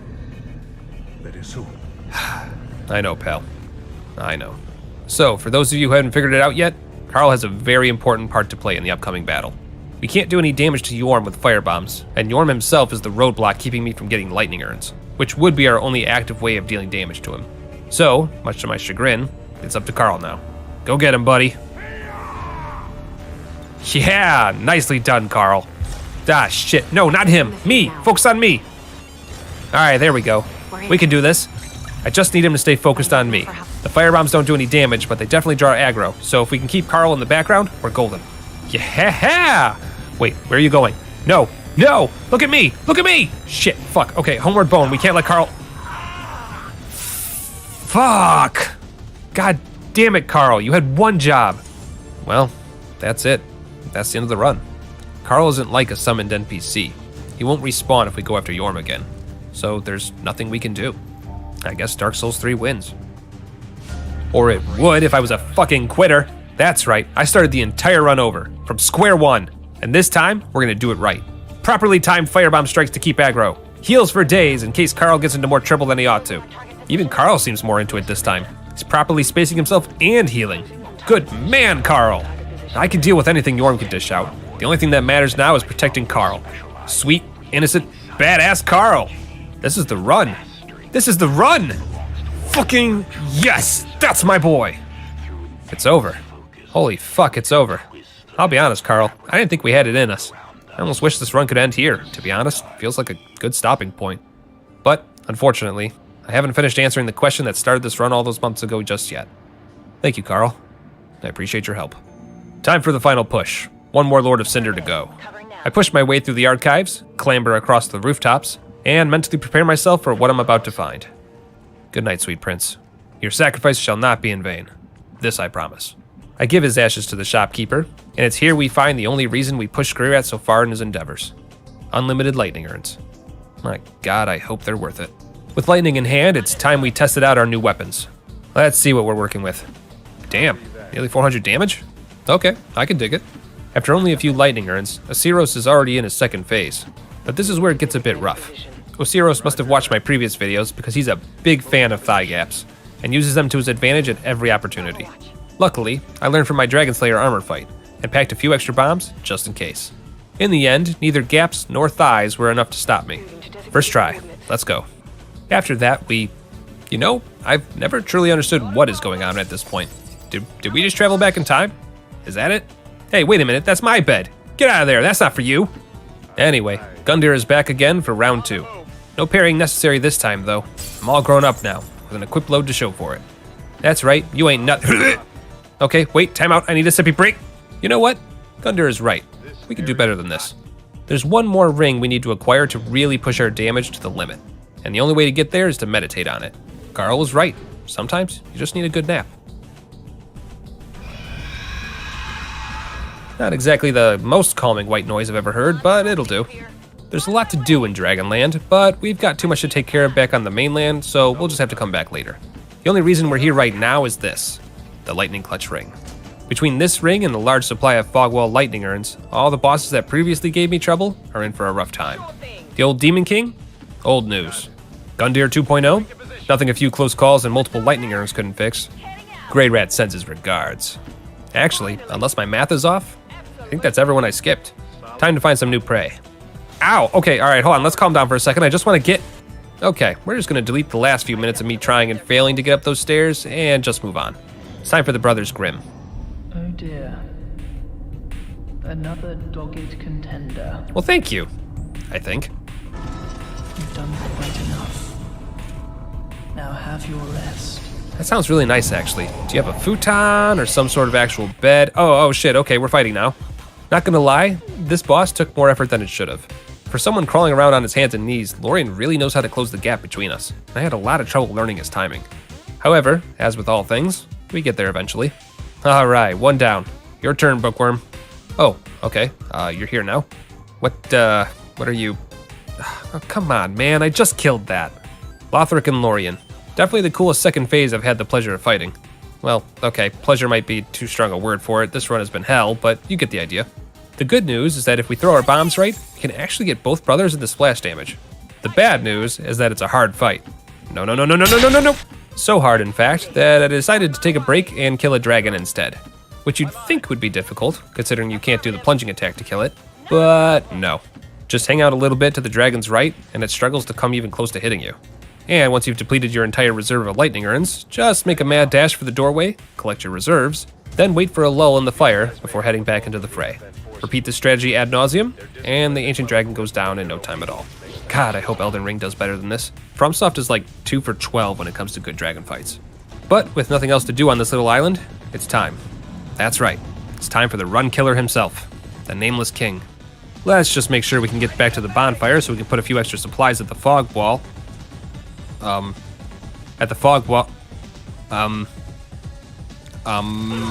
that's gonna be a problem. Unless I'm blind, I don't think there's any way to get back to the bonfire in a way that would keep items from despawning. But who knows? Maybe things will still be okay. Maybe? Oh god, we're gonna fucking die.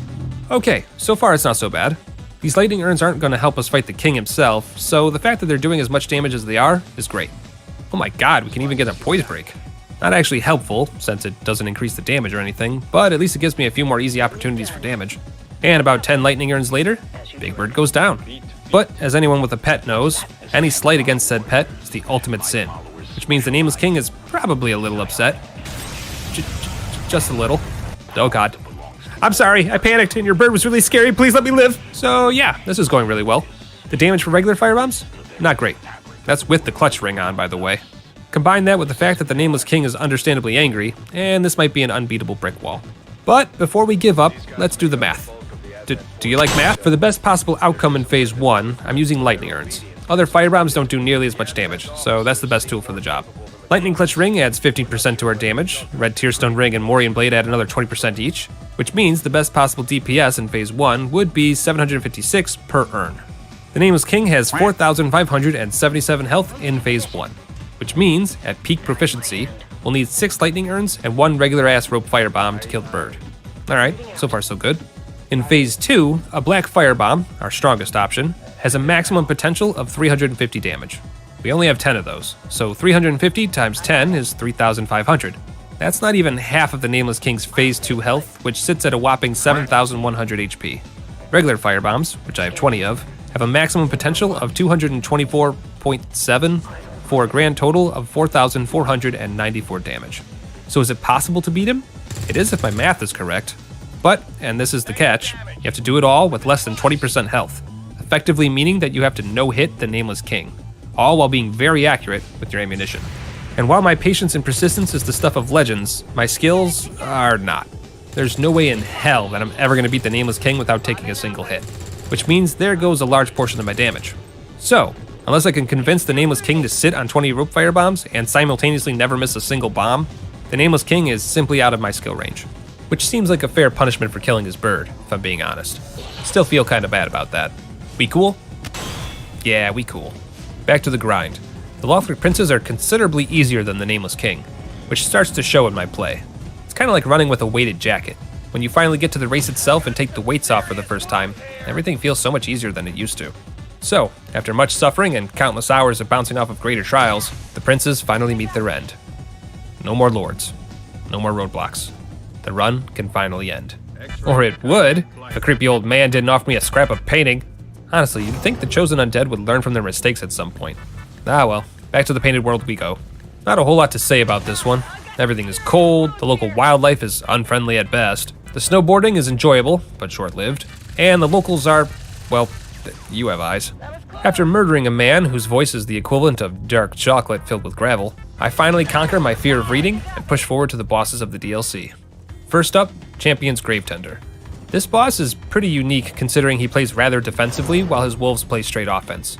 Considering how many enemies there are in this boss battle, and considering there's no reachable fog wall to put more supplies next to, any time I can get more splash damage to hit multiple enemies is a good time.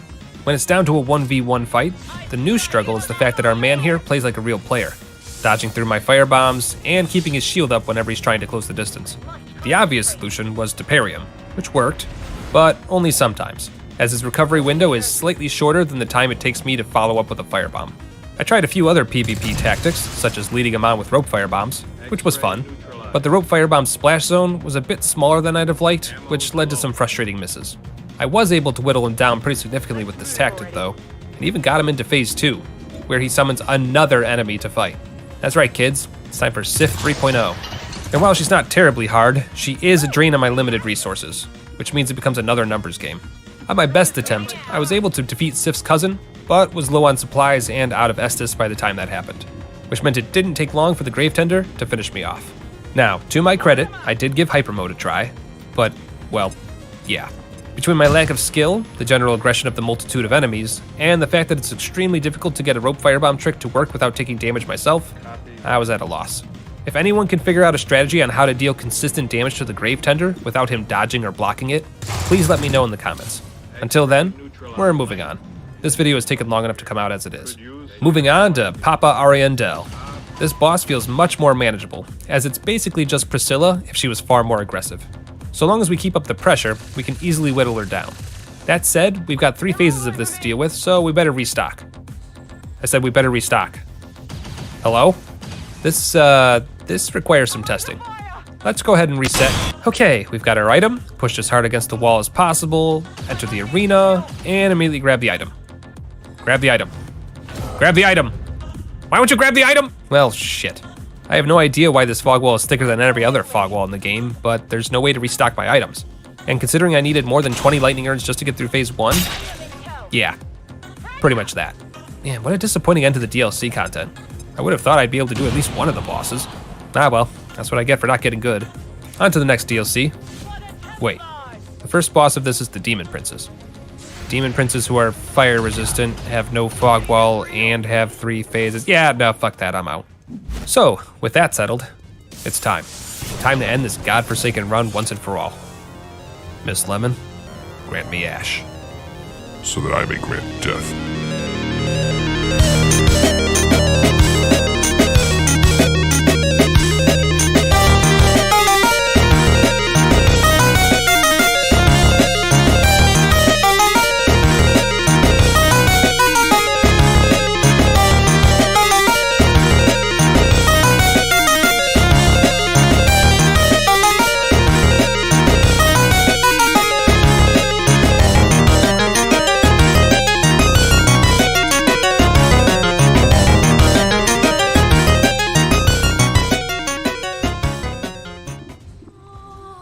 It's over. It's finally over. For real this time. I knew this challenge would be rough, but holy shit, I was not prepared. Well, guess there's only one thing left to do. With this unkindled ash, I'll restart the fire once more. Such is the will of the goddess. Such is my fate. And maybe, if the goddess is kind, this nightmare will finally be over. And let this dream, her captor, foretell a pleasant awakening. Although they bear some resemblance to the sectoid.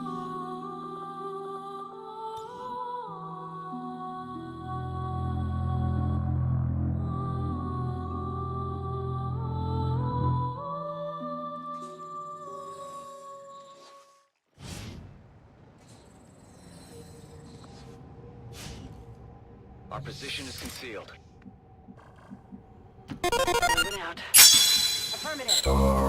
I can cover it. Hey, it's Lemon. Welcome to the Backlogs. Today, we're going to be continuing Spooky Game Month by playing the spookiest FromSoft game I could find, Bloodborne. Oh, shut up. Just because it doesn't have jump scares doesn't mean it isn't a horror game. You try reading H.P. Lovecraft, see how much sleep you get.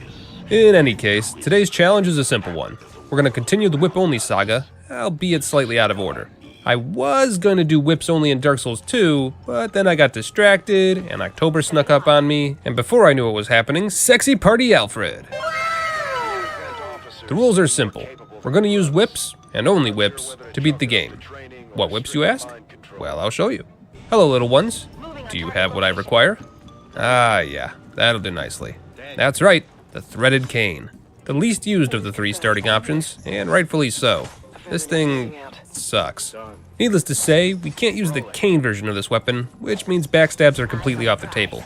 But the whip version does have about 4 different moves. You've got your whips, your nays, and a backstep attack that almost looks like a thrust? Maybe? I don't know, it's weird. Probably good in tight spaces though. But that's about it. So with these 4 moves out of the way, let's talk about the damage. It's bad. Like, really bad. Incredibly so. But it does have 2 things going for it. It has a longer range than you'd expect, and it can hit multiple enemies at a time. It may not be great, but with great care, we can use these facts to our advantage. Outside of that, the only thing worth mentioning is that it has a hidden serrated modifier, which just means that it gets a bonus against beastly enemies, which is better than nothing. So with that preamble out of the way, let's see how it works in action. First up is the Cleric Beast. He's more beast than man, so we'll get a nice little boost against him, and I've made a critical mistake. Hey, you wouldn't happen to have any idea where a guy could get some Solaire-like clothing, would you? Okay, thanks anyway.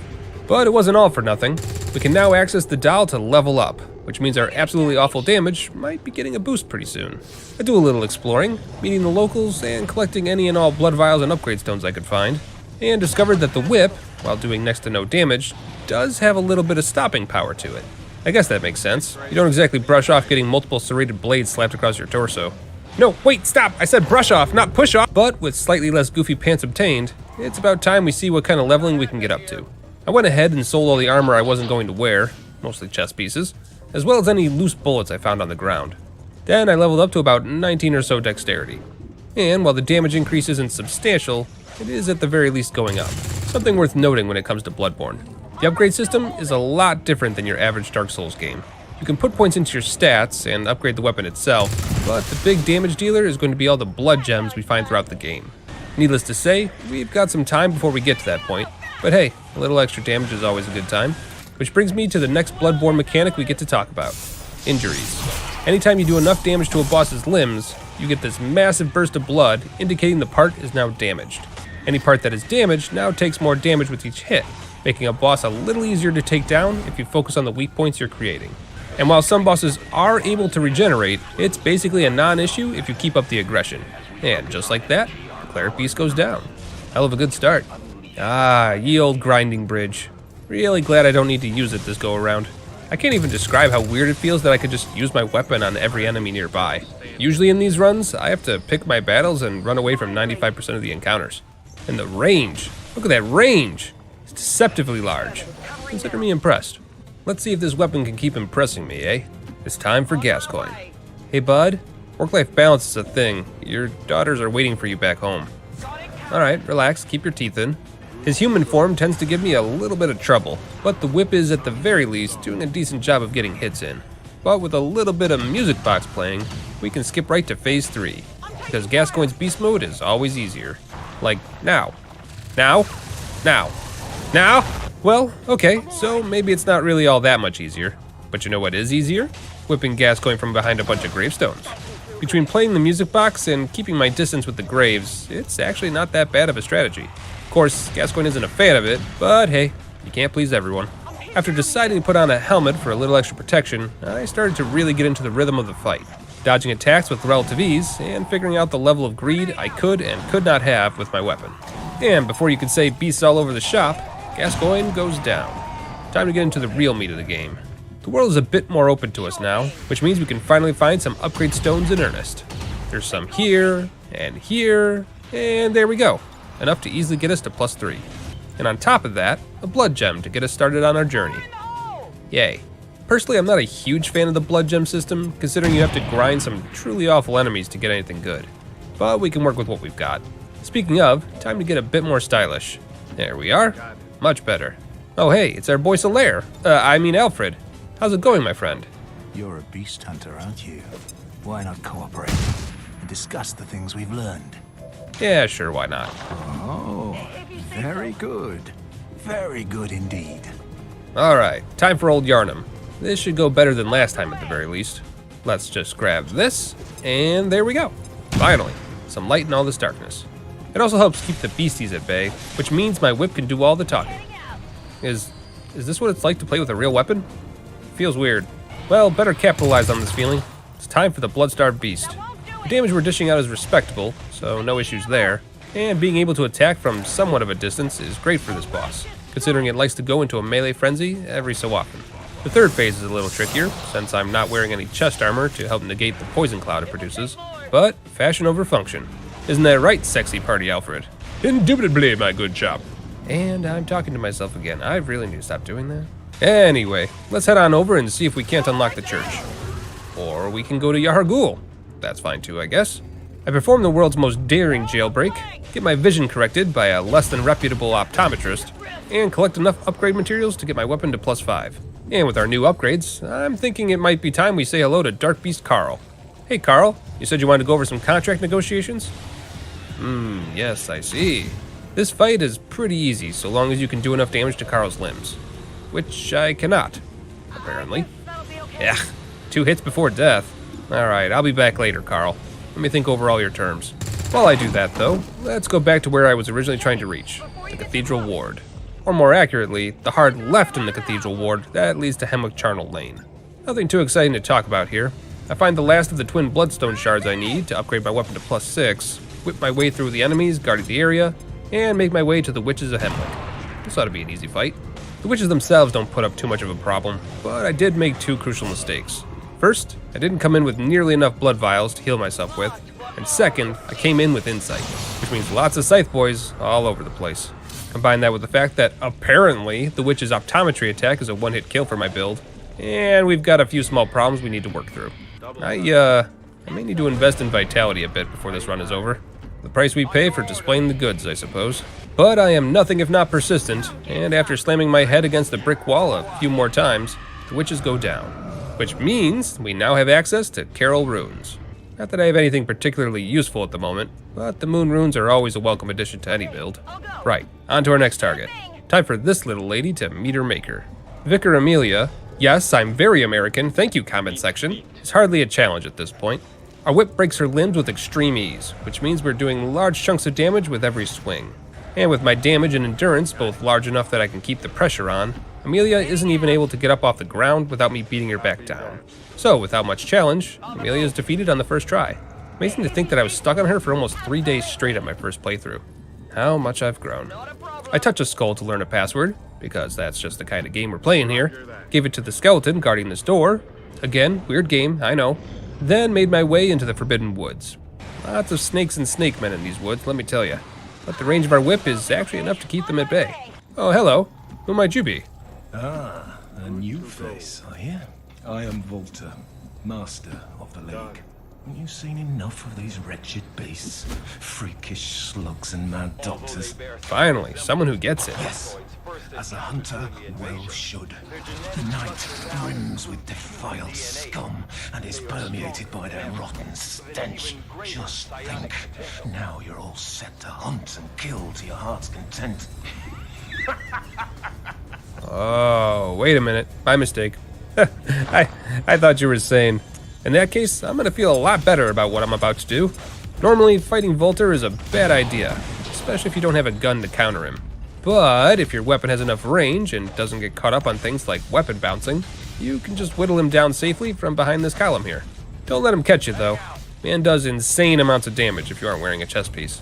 But with enough patience, even the beefiest of boys can go down. Now then, let's see what kind of prize we've got. Oh, that's much better. Goodbye, steampunk capitalist. Hello, generic off-brand Solaire. Anyway, time to... Oh, hello. Who might you be? Alrighty then. I didn't really plan on fighting this many hunters this playthrough, but that's just the way it goes, I guess. I just wish I was able to use counters. That would make this so much easier. See? Look how easy that was.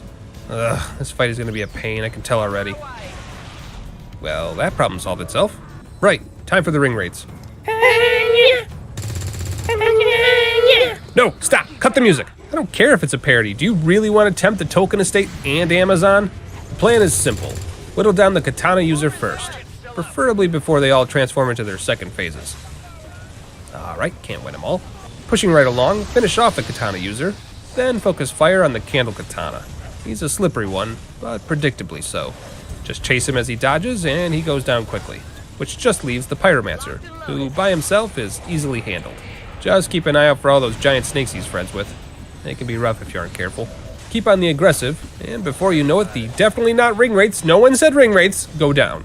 Oh, come on! Time for Bergenworth, land of big flies and everyone's favorite status effect. Well, I'll be, a fellow cane whip user. It's not often I see other people of culture such as yourself. We should probably exchange number... That wasn't a cane whip. That wasn't a cane whip at all.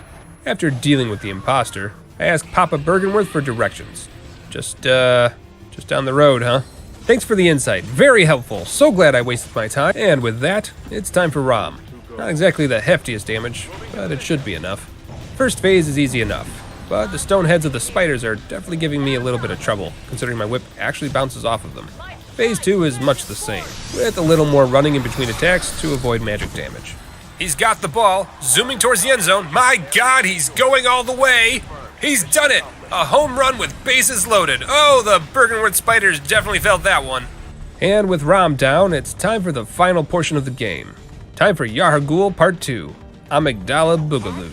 Seems like Sexy Party Alfred has acquired quite the fan club. And I'm not just talking about the comment section. With enough exploring, we can find enough chunks to get closer to maxing out our weapon, which means we're probably more than capable of taking out Carl now. What, did you think I forgot about you? And good news! At this point, I can't be two-shot anymore by Carl's attacks. And with our new damage, we can knock Carl down repeatedly, diminishing the danger of this boss entirely. It's been fun, little buddy. Now back to jail with you. You know what you did. But with Carl out of the way, it's time to clear Yahar'gul completely. Time to face off against whatever this is supposed to be. If I'm being honest, I think we're starting to get to the point in the game where everything starts to crumple to the build. Breaking limbs is actually pretty easy for the whip, so getting in large chunks of damage tends to be easier than you'd expect. Serious question, why does this thing have so many legs? Like, even its legs have legs. And they're also kicky. Do you think someone on the design staff is a leg guy? Right, sorry, tangent. Take your lumps. Moving on, into Bergenworth College, where the Goodents are overly excited to talk about their school mascot, Patches. Oh god, why would someone make this their mascot? Make it stop! Make it stop! But with a little exploration, we get 2 new places to visit. First up, the Nightmare Frontier, home of the amygdala, the medulla oblongata, and the cerebellum. Not much to see here. We've got beasties who've adapted and learned to love flames instead of fear them, a few random hunters who are big believers in 2v1 fights, and whatever the hell this thing is. Troll? You a troll? But the real reason we're here is because of Amygdala, who apparently doesn't want to fight today. Oh, there it goes. This fight isn't too bad. All you need to do is dodge the flailing limbs and aim for the arms and face. Shouldn't take more than a few... Alright then. So it's not quite as easy as you'd hope. Amygdala has a few other tricks up its sleeve, like ripping its own arms off and using them as weapons, or puking all over your favorite shoes and then calling your helmet ugly. Truly mortifying. But don't let it get you down. Everyone knows Sexy Party Alfred is the best Alfred. Fact is, the whip's range is great enough that you can even hit Amygdala's head with most of your attacks.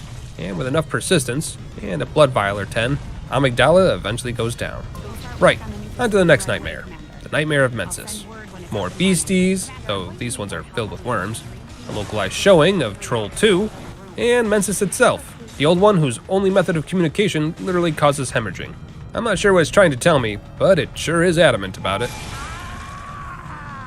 And after whipping my way through an entire legion of bird dogs and dog birds, we finally find the host of the nightmare, Mikolash. Remember me? Huh? Do ya? This is for the hours of pain you caused me in the last run. Oh, no, no, no. No instant win button for you. You take your lumps, and you go think about what you've done. Well, with Mikolash down, there's only one more boss before the end. But we've got quite a few side bosses to hit up. So before we finish the main game, let's finish off those, shall we? First up is the Loud House. What? You'll have to speak up. Up at the top of Cainhurst Castle, we've got good old Ligarius. No second phase force field to save you this time, old man. Ligarius is very good at countering, so it's important not to get greedy. Attack once, dodge away. Because of this, I use my heavy attack for each whip, since we're only getting in one hit every time anyway. And before you know it, we're in phase 2. Thankfully, the whip has a nice wide radius of attack, so we can get in a hit and take out the magical sword trick at the same time. And if you're feeling a little impatient, good news. Whenever he does his jump slam attack, feel free to take 3 swings while he takes a minute to recover. It's not an easy fight, but if you're patient and willing to wait for the right time to strike, he'll give you your openings. And like all brick walls, he'll crumble soon enough. Now then, it's time I proclaim my right as king to... Oh man, my tan lines are really starting to show, huh? We need a new helmet. Hey Queenie, you got any helmets? We shall not give audience to an ill-mannered beast. Well, I never. Alright, fine, I'll stay out of your personal space. Oh hey, I learned respect. And I got my favorite armor set. Well worth the life lesson. You know what? I'm gonna take this newly found understanding of respect and apply it wherever I can. Here you go, Alfred. I wanted to invite you to my party, because I respect our friendship. Praise the good blood, and let us cleanse these tarnished streets. I may have made a mistake. But hey, guess who just finished his Fashion Souls? This guy. Majestic! Anyway, where were we? Well, we could go after Murgo's wet nurse. That's always an option. Yeah, sure, why not? I'm feeling spicy today. Much like any of the harder bosses, timing your attacks is key. And running away is always an option, especially when fighting 2 wet nurses at once. But take your time and learn the boss's attack range, and the opportunities to attack are pretty obvious. Keep up the pressure, and Murgo's wet nurse goes down without too much fuss. God, it feels good not having to worry about inventory limits. Oh, little baby, don't cry now. Here, I'll tell you a joke. A widow is mourning at her husband's grave.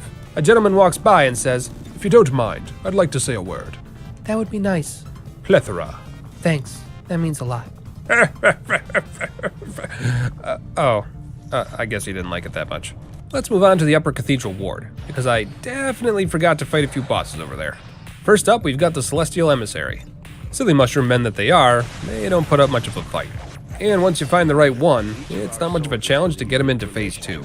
Now, normally Phase 2 is a bit of a problem for some people, well, with Giganto over here, but for some reason, mine decided to just walk away slowly, making microwave noises. So, yeah, that's another boss down, I guess. And immediately after that, we've got Macaroni. She's definitely a lot beefier than the Emissary, and man oh man can she hit like a freight train. I gave her a few tries, each one a little bit more disappointing than the last. But after running low on blood vials after numerous failed attempts, I think we're gonna have to come back to this later. Not quite sure why I'm having trouble here. So with that, let's head on to the DLC, shall we? We've got 5 bosses to clear here, so this shouldn't take too long, but you never know. Ooh, what is that? Oh my word, I completely forgot that the DLC has a whip weapon. This might change my build. There we are, the Beast Cutter. Interesting. Looks like the base damage is a bit higher than the cane, but it's a strength weapon as opposed to a dex weapon, which means it likely won't benefit from my build.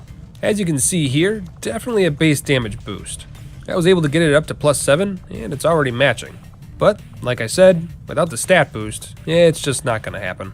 And, as you can see, it's very clearly a strength weapon at heart. It feels like it would do a lot more stagger damage, but has a slower attack speed. Ah well, such is life. Speaking of life, let's take one. Time for Ludwig. Ludwig is a beastie boy, so our whip feels nice and effective against his limbs. Unfortunately, as is typical, I struggle with any FromSoft endgame DLC bosses, and Ludwig is no exception, because repetition is the key to victory, and I've only cleared this DLC like 2 times. But after a few rounds of trial and error, I start to get the rhythm down. Well, almost. Sort of. Alright, look, he's hard, alright? Eventually, I get Ludwig down to his 2nd phase, which means he now gets a sword. Great, just what every horseman needs. Needless to say, I'm even less seasoned against his 2nd phase than I am his 1st, and it doesn't take long for that to show. And of course, because this is a FromSoft game, there's no starting at the halfway point. I have to fight the 1st phase all over again. So, rather than put myself through that hell again, how about a different level of hell instead? God, you know what? I think doing the DLC a bit was actually good for me. This feels almost slow by comparison.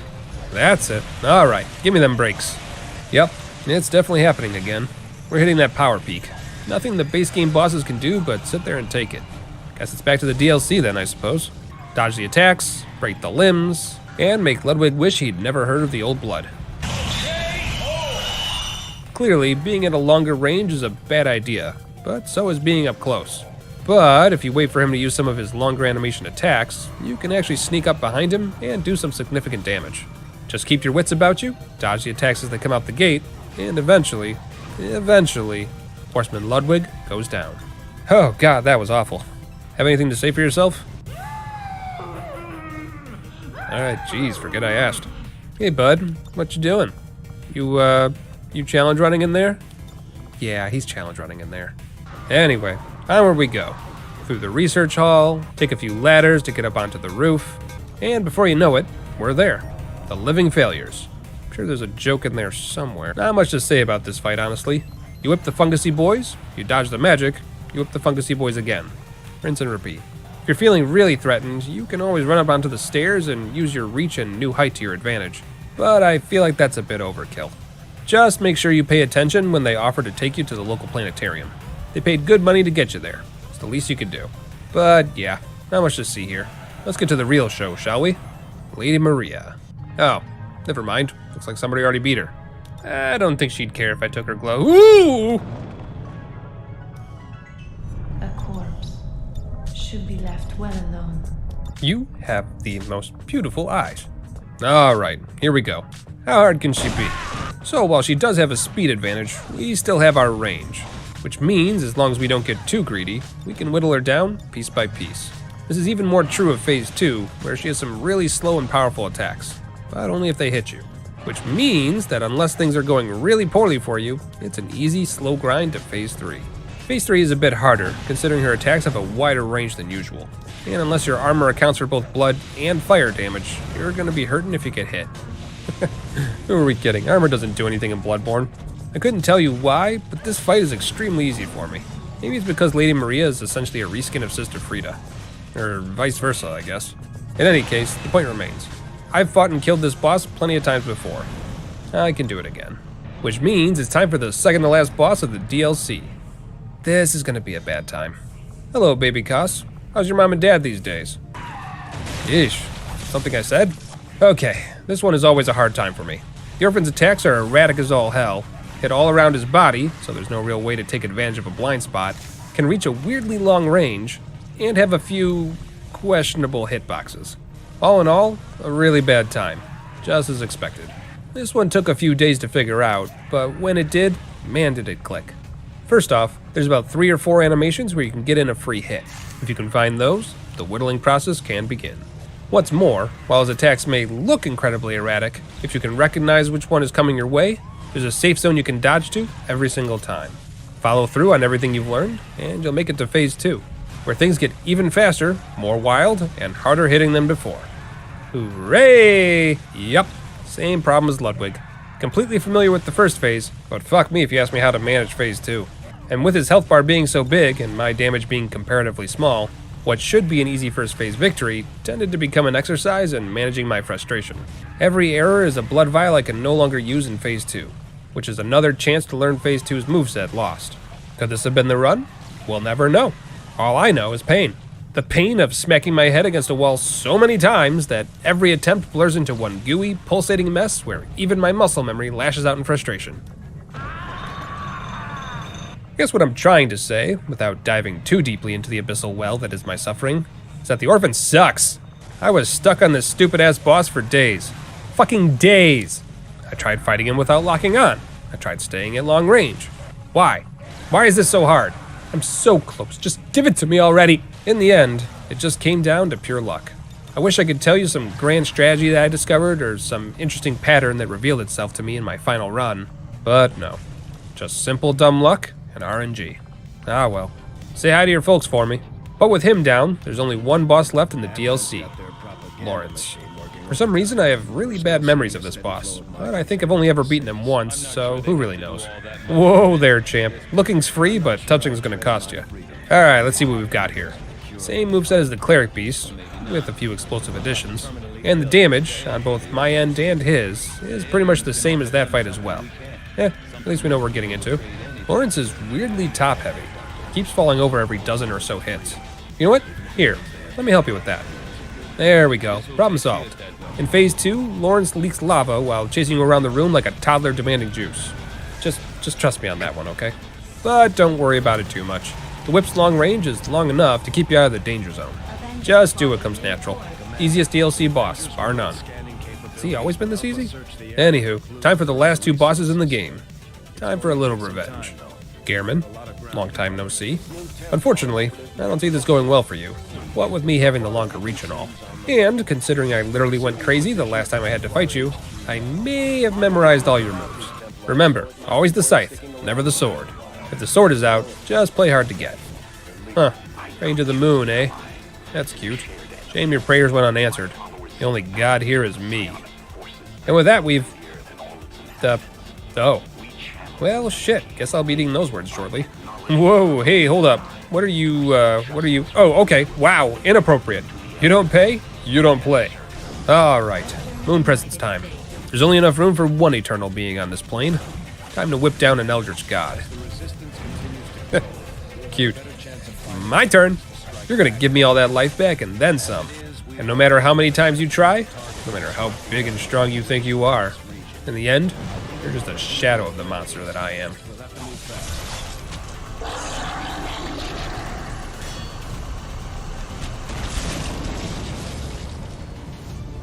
And that's it. Bloodborne beaten with just a whip. That was actually a lot of fun. I've never given the cane whip the time of day, so it was neat to see how effective only using half of its moveset could actually be. In any case, hope you enjoyed that super spooky, definitely a horror game run. Feel free to do the YouTube things if you're feeling up to it, but other than that, that's all I've got. Take care of yourselves, be good to one another, and I'll see you all again soon.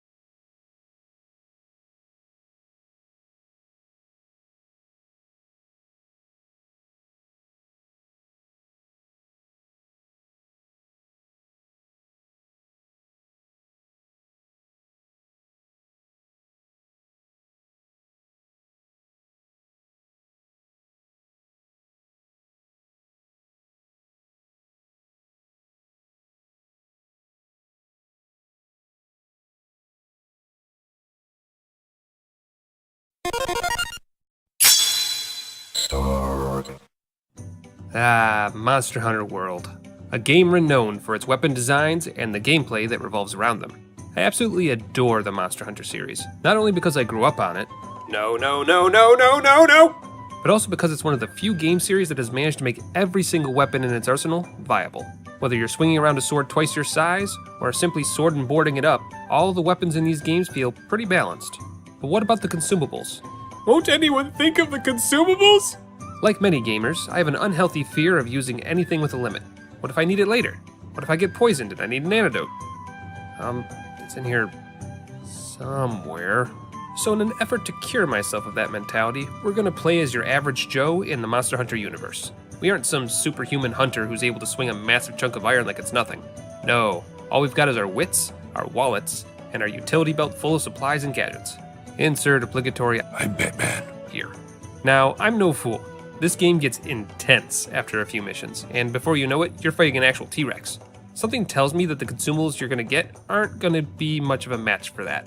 So how about we fight that thing instead? Yeah, that seems more reasonable. Can you defeat a Great Jagras without using a weapon? Let's go over the rules. First, we have to start with a fresh character. No using a character that already has everything unlocked and all the endgame armors that boost all your stats. Also, as an added caveat, if you have the Monster Hunter Iceborne DLC, no using the fancy armor it gives you to try to boost your way through the main story. We're going straight vanilla with this one. Second, we can't use any of the 14 weapon types that the game offers you. If it's strapped to your back and can be upgraded at the workshop, it's off limits. And third, rules 1 and 2 apply to every and any situation, not just the Great Jagras hunt itself. You'll see what I mean in a minute. Alright, let's do this. I make my character, dress up a cat, and start the tutorial. Colorful cast and crew aside, there's not much to see here. Bad things happen, I almost die, and I climb up Godzilla's back here until I can haphazardly throw myself off its face. Actually, looking back at that cutscene, we really didn't think any of that through, did we? I mean, Jesus, the handler doesn't even have any tools at all. What was she gonna do, flap her arms? Oh, I guess that really was the plan. We survive, somehow, and wake up in the new world. Still not a whole lot to see here. I sprint my way through the intro area, leave the handler to get eaten by lizards, and then continue sprinting towards our base of operations. Oh, hey, look who it is. You're a bit bigger in person than I was told. You know what, handler? You've got this. I'll go get back up. I heroically run away until I reach Astera. Oh, good, the handler made it here too. Just as planned. We walk around town, pick up my cat, and after a brief meeting that I was definitely paying attention during, we are given our first quest. Go kill 7 baby Jagras. And here's where I start to realize what kind of predicament I've gotten myself into. The problem we face is simple. We have no method of steady DPS. I can't use weapons, so that one avenue of DPS is gone. And my cat, though useful for picking up extra goodies while I run around, can't come along either, because there's always that off chance that he'll take the initiative and attack the monster himself. No, if I'm going to defeat anything, I'm going to need to pull some supplies together. I accept the quest and head on back to the ancient forest, but instead of going after our prey, I decide to go literally everywhere else. Seriously, I think I explored most of the entire map. But this wasn't just for the exercise and sightseeing. The real prize I'm after is all the flora and fauna you can find around the map. And there's a lot of it. With my pockets full, I tell the handler that I'm all done here and I want to go home. We may not have completed the mission, but so long as you say end quest and not abandoned quest, you'll get to keep any and all loot that you found during your time in the woods. I craft a few objects, namely gunpowder and traps, sell the rest of my pocket lint, buy a few barrels to shove said gunpowder into, and head back out. This is going to be our gameplay loop for quite a while. Unfortunately, we haven't unlocked the ability to go on expeditions, so our only access to the forest is through the main quest, which means that we have to listen to the NPCs drag on about inventory boxes and the like each and every time. Eventually, my stock of small barrel bombs reaches its limit, and with pockets full of explosives and undeserved confidence, we set out into the forest with the intention of actually doing our job for once.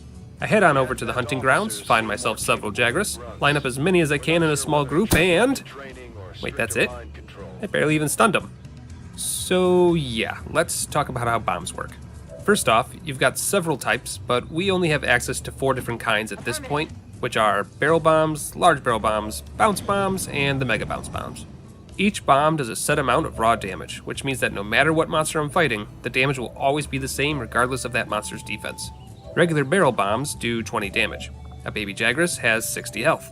My math isn't that good, but that sounds like we're going to need 3 barrel bombs per Jagras. And as per usual, video games have to go and be semi-realistic and put limitations on the number of firebombs I can have at any given point. I can only hold 10 barrel bombs at any given time, significantly less than the 21 I would need to finish the quest. However, I have a few workarounds up my sleeves. First, I attempt to push the Jaggers together in order to maximize the bang for my buck. This, it kinda works. But this is only a few Jaggers, not all 7 that I need, so I can't hope to gather all my kills in one space. But that's where sleeve number 2 comes into play. If I carry 10 empty barrels on my person, then collect the materials to make the gunpowder, and then fill said barrels with said gunpowder, we can have another 10 bombs. Unfortunately, that's still a little short of being able to blast each Jaggers to death by itself, so I am going to have to do some mosh pitting, but I should have enough firepower to force my way through this quest. I carve up my first few kills, then give chase. Whew, fuck, there's a lot more of you than I thought. Thankfully, this den of theirs is pretty small, so it actually becomes a bit easier to catch multiple Jaggers in each blast. It's a bit closer than I'd like, but eventually we get that sweet, sweet victory screen. While at base, I restock on supplies, then return to the handler to see what we're up against next. Kestodon? Those aren't even carnivores, how hard can that be? Oh no. So yeah, remember what I said about the game ramping up pretty quick? Normally this wouldn't be an issue. Slightly more defense, but less offense, an interesting change-up for everyone playing the game like a normal human being! For us though, this presents the problem of having enough DPS to actually finish the quest. Much like the quest before it, my quarry are in 2 separate areas, meaning I can't just group them all together in hopes of blasting them all at once. I've got 2 females and 1 male over here, and the remaining targets are over here having a beach episode. Obviously, base level barrel bombs aren't going to cut it this time around. So, after gathering another few pocketfuls of supplies, I head back to HQ to see what other gadgets we might be able to throw together. Boomerangs? There are boomerangs in this game? I played this game for like 300 hours. I've never used one of these. Are they any good? Getting it done. No. No, they are not.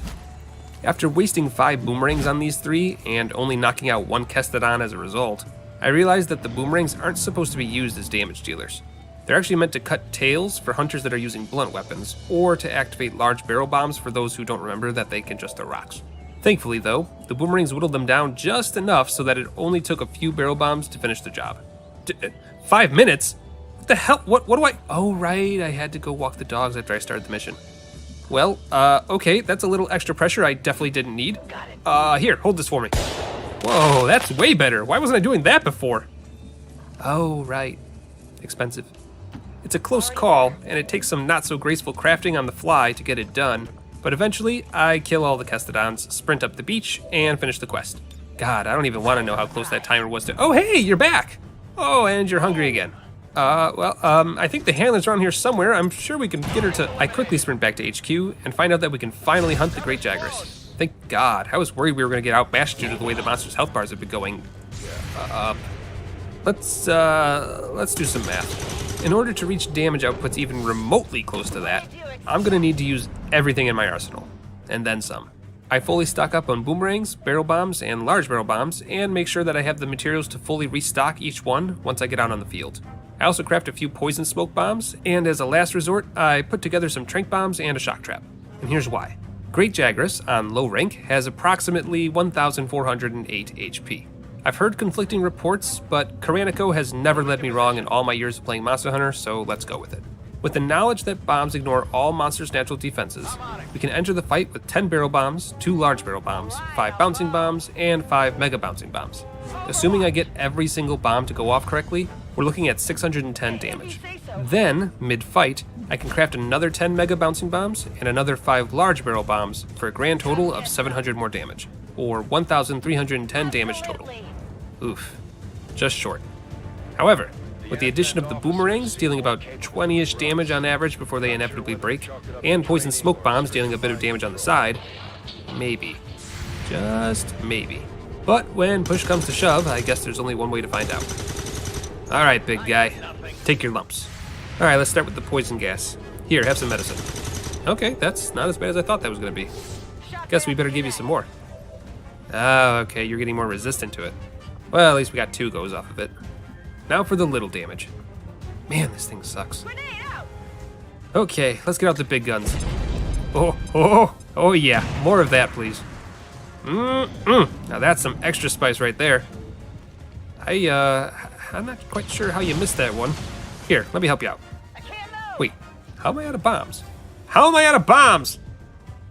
Oh, right, the blue ones. I forgot to craft the blue ones. Well, guess we gotta go to plan B. For those of you unfamiliar with Monster Hunter, you can defeat a monster in 2 ways. Killing it, or catching it alive. Personally, I love capturing monsters. Not only does it take a little more skill to realize when it's go time, but also because capturing a monster nets you rarer loot at the end. And generally speaking, faster quest times. But how does one capture? Why, simple math, of course! If I can do enough damage to our chunky boy here, and get him down to about 30% HP, he should start to limp, or give some other example of being injured to the point of capture. Once we see that, it's time to go on the offensive. Now we just gotta pray that my math was good, and that I had enough bang bangs to get him to that point. Come on, Boomerang, can you please just stop being a disappointment to me for like 5 minutes? You're all I've got left, and I'll be damned if I need to start over. Oh crap, there it is! That's the tell! Alright, just gotta find a way to get him to trip over this shock trap I've got prepared here. You can bet that he's running back to the Jaguar's lair, so if we can surprise him there, we've got him. Say cheese! Alright, now just hold still for a minute. There we are. And breathe deep. And there you go. Can you defeat the Great Jaguars without an actual weapon? You sure can. This was a lot of fun. I rarely use the items in Monster Hunter. I've gotten so accustomed to brute forcing my way through fights with my weapon alone that they just kind of fall to the wayside more often than not. But if you needed any proof that consumables have their place in the game, this at the very least should have given you some pause. Hell, imagine how good they are when you use a weapon alongside them, or when you have skills that boost how good they are. Is there a skill that boosts firebombs? Oh. Oh my, yes. Hey, thanks for watching. Hopefully this video was a bit shorter than my usual 20-minute rants, and hopefully you enjoyed it just as much, if not more. Don't forget to press all the buttons if you haven't done so already, and if you have to ask why, congratulations, you've just outed yourself as a bot. A real human would never have to ask why they have to push random buttons. A quick shout out to all my patrons for making these videos possible. I appreciate each and every one of you, and it means the world to me that you've decided to support the channel. If you ever notice the quality of the videos going up, it's because of these fine folks here. Outside of all that, that's about all I've got this time around. Stay safe out there, don't forget to tip your handlers, and I'll see you all again soon. An impressive performance, Commander. Our troop skills are improving with every deployment.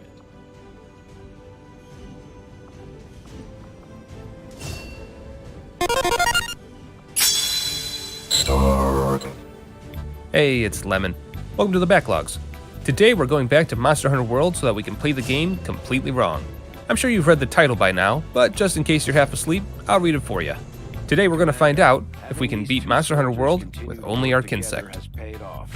Normally I'd dive right into the rules, but before we do that, I need to address something. Chances are, anyone who's a big Monster Hunter fan is already typing furiously down in the comments, probably about Team Darkside and how they've already beaten the final boss of Iceborne with just a Kinsect. To which I say, yeah, they have. But you know what they didn't do? Play through the entire game with just a Kinsect. Now, don't take that the wrong way. Team Darkside's endgame builds are amazing to see in action. One-shotting monsters, dominating speedrun categories, and all around just embarrassing the bosses of this game. It's great stuff, and you should definitely give it a watch. But there was a key word in that heap of praise I just laid out. Endgame. So, while the answer is a proven yes, a Kinsect can in fact kill all the monsters in the game, our actual question is can you even get that far if that's your only method of damage throughout the entire run? We good? Everyone know what we're doing here? I'm still gonna get like 35 sassy comments down below that only say the word yes and nothing else. Why do I even bother? Anyway, while I climb up Zora Magdros, let's go over the rules. First, the only method of damage I'm allowed to use throughout the entire run is my Kinsect. That means no consumables, no slinger ammo, no palico assistance, and no insect glaive attacks. 3 caveats to this one though. Caveat A, I'm allowed to use the marking attack. I don't think it actually does any direct damage. It's called Kinsect attack in the move list, and it's a large part of the Kinsect's moveset, so it'd be silly not to include it. Caveat B, I'm allowed to use my Kinsect to interact with the environment, and Caveat C, we are allowed to use cannons and ballistas during Zora Magdros fights, since it's required to even progress through the fight. Second, no cheating, modding, or exploits. And third, our goal is to beat every required story mission in the base game of Monster Hunter World. I technically have the Iceborne DLC installed, mainly for quality of life improvements more than anything else, but due to time constraints, we're just going to be aiming to complete the base game for now. You'll see why in a minute. With the ground rules laid out, let's get into it. We sprint our way through the tutorial, ignoring literally everything along the way, get to Astera so I can skip through everyone's dialogue, and finally get to my item box so I can equip my insect glaive. There we are. Look at our little bug buddy. Who's gonna kill everything he sees? Who's gonna kill everyone? It's you. Yes, it is. Oh, yes, it is. All right, confession time. I've never used an insect glaive, like at all. From what I understand, they're amazing when it comes to mounting monsters and zooming around the air, but other than that, I have no idea what I'm doing, which is probably a good thing, if I'm being honest. No good habits to break. All right, first mission: kill a bunch of Jagras. How hard can it be? Was that a 5? So yeah, this is what this entire run looks like. Launch Bobby Bug, recall Bobby Bug. Question what you did to deserve this. Repeat ad nauseum. Thankfully, you don't have to attack and recall over and over again. Bobby can actually attack repeatedly until his stamina runs out. But every time he successfully recalls, he regains a large portion of his stamina back, so you can't just go bugs to rugs all the time.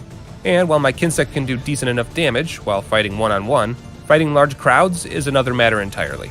He basically just gets stuck in the middle, and it becomes impossible to focus fire on individual monsters. He can hit flash bugs though, which is helpful in its own way.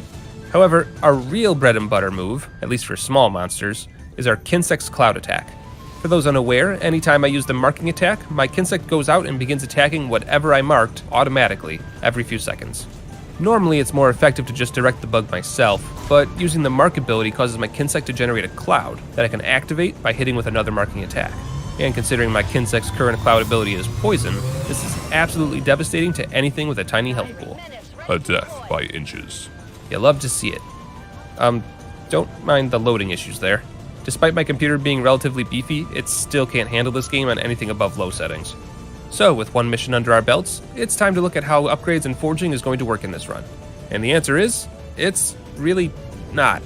Here, let's look at the first insect glaive I have. There's only one bit that's important, which is this: Sever Boost.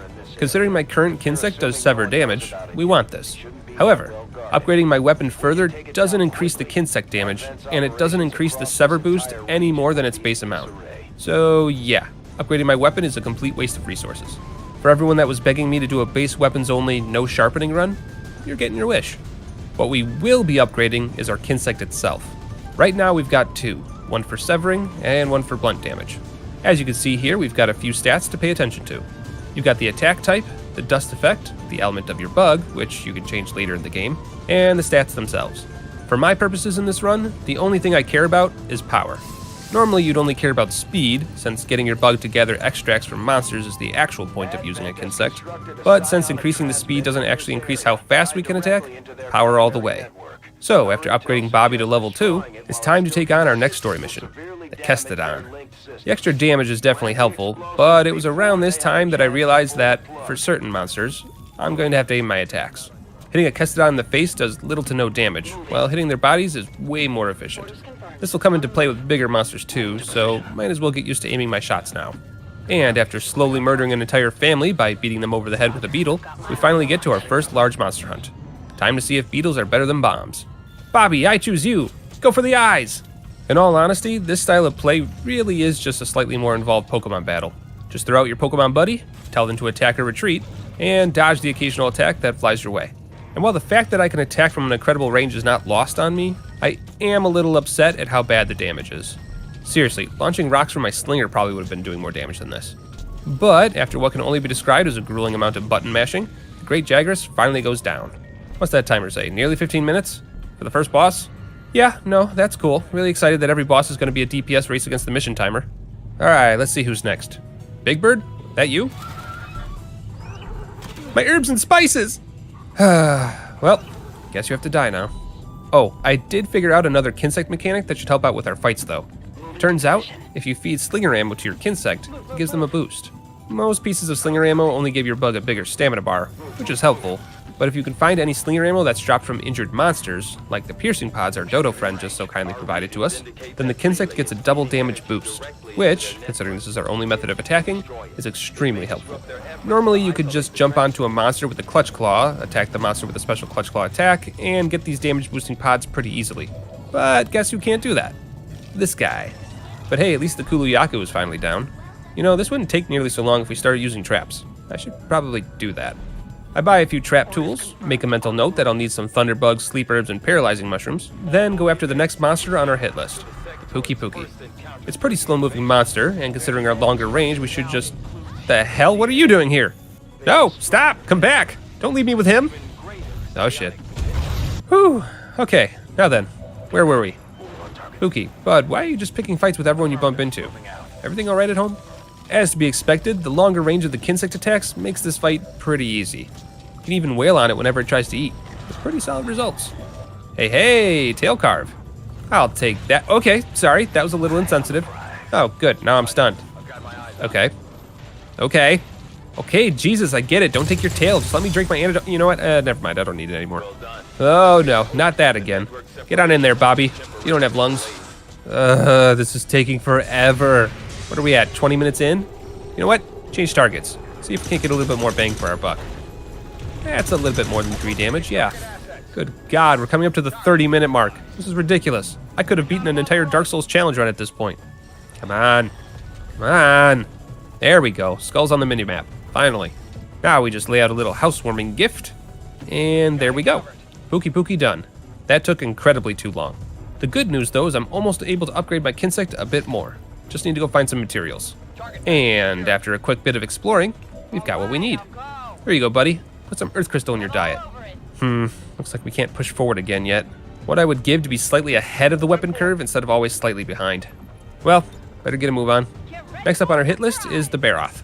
Since we have to wait for the cart to get to its destination before we can begin the hunt, I decided to spend my time in typical American fashion, decimating the ecosystem and taking everything and anything that isn't nailed down in the name of research and development. Eventually, despite many interruptions and sidetracked scholars, we get to our final destination, where we can finally get to work battling the Baroth. Time to see what our upgraded bug can do. What am I doing with my life? Okay, it's not all bad news. Turns out if we can get the mud off of Baroth's body, we can do about 5 damage per hit instead of 2. Not exactly the greatest increase in gains, but that's still doable damage. At this point, we're just going to have to take what we can get. And between focusing fire on specific body parts and occasionally slipping in a bit of poison here and there, Baroth eventually goes down after 20 minutes of mashing the Y button. Still not the greatest results, but at least the time is going down instead of up. Moving right along, let's go hunt ourselves a Gerototus. If memory serves, we might actually have an advantage on this fight. Don't want to get my hopes up, but maybe. Let's see, there's the horseshoe crab, and if Bobby can knock him over really quick. Oh yeah, there we are. That's a red drop. Damage buff right from the start of the fight. You gotta love it. It's a good thing too. My damage is upsettingly low, even with the buff. This fight isn't too bad though. Just launch the bug towards Gerototus, smash Y, and walk around him in neat little circle. Okay, that's fine. Just need to chug down a mega pot. Nothing to be— oh god, not the mud! Well, the damage buff was nice while it lasted, but at least he's taking his lumps. It's not too difficult to hit him in the face, and god damn it, not again. But overall, he's really not that bad. I do my best to act enticing, finally trap my boy here in a net of my own devices, and finish the hunt in a little less than 20 minutes. Still too long for my liking, but anything below the 20-minute mark at this point feels like a win. Before we press on, maybe it's time I actually invest in some new armor. I'm mainly looking for defensive options, be it actual physical defense, evasion, or extra health. Anything that would normally boost your damage in some way, shape, or form doesn't work on the Kinsect damage, so that helps narrow down what kind of armor I'll be using. And to be fair, I'm okay with that. The less monsters I have to grind out with the Kinsect, the better. Up next is Tobi Kadachi, which, if memory serves, is a pretty hard hitter. To make sure I don't get carded again, I'm gonna need some yums. Yes. Yes. Yes. Yes! If there was ever an animation that could rejuvenate my soul, that's it right there. Look at that little garnish drop. How can you hate anything with things like this in the world? Alright, electric squirrel time. Beautifully, his tail is actually his weak point, and while it's normally super dangerous to get anywhere near the thing, Bobby doesn't mind. Combine that with some falling rocks and some well-rehearsed choreography routines, and you've got yourself a Tobi Kadachi hunted in a little less than 20 minutes. Time for bigger and meaner things. How about a T-Rex? Oh god! Hey, watch where you're throwing that thing. I have instant regrets. Anjanath is weakest in the tail, head, and, wings? I guess those are wings. He's not so bad, though. Just keep your distance, and he really can't— ooh! Well, I didn't want to do this, but you've left me no choice. You mess with me, you mess with my big brother. Yeah! Get him! Nice. And now I'll kick him while he's down! Okay, message received. You can take it from here. Friendly! Friendly, damn it! Oh, no you don't. This cheerleader is a quick learner. Not gonna get caught by that one again. Man, as long as these fights take, I swear I run around the entire map at least once before they're done. But at least the fights are sticking to roughly the 20-minute mark. The price I pay for a safer playstyle, I guess. With Anjanath slain, it's time to attack Zora Magdaros. But before we get to that, we can finally upgrade our Kinsect. At this point, we can dictate what our bug is going to focus on, either power, speed, or healing. I honestly forgot that my bug even offers healing most of the time, so we're going straight power!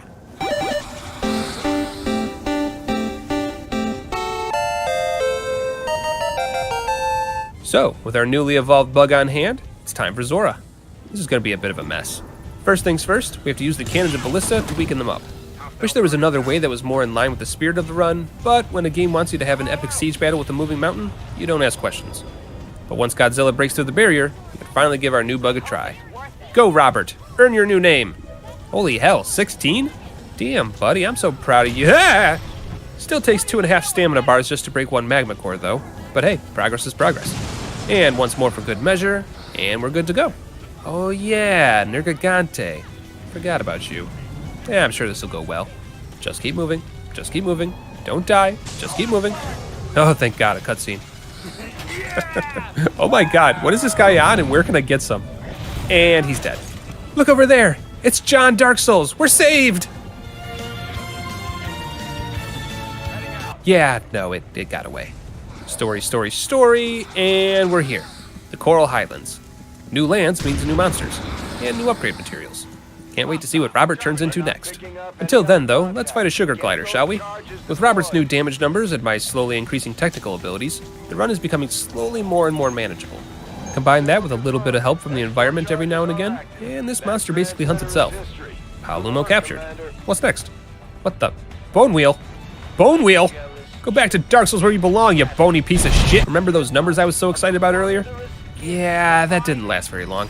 We're starting to dip back down into single digits again. It was nice while it lasted. I'd be lying if I told you I wasn't having fun, though. I'm definitely getting a weird sense of satisfaction with this build. I just kind of wish it could take advantage of a few other methods of damage is all. You know, for science. Oh hey, Exposition Grandma. What are you doing here? This is from Zora Magdaros? What? No, that's my lunch. Ooh, I can send cats on adventures now. Go forth, my little friends. Find me the monster parts I'm too lazy to farm myself. Oh my God, I just sent those cats to their deaths. I upgrade Robert a little bit more, upgrade the defensive properties of my armor a little bit, then Spider-Man my way up the Coral Highlands until we find our next prey, Legiana. Normally, this boss is a bit of a pain to fight, since it constantly flies around unless you bring it down with flash pods.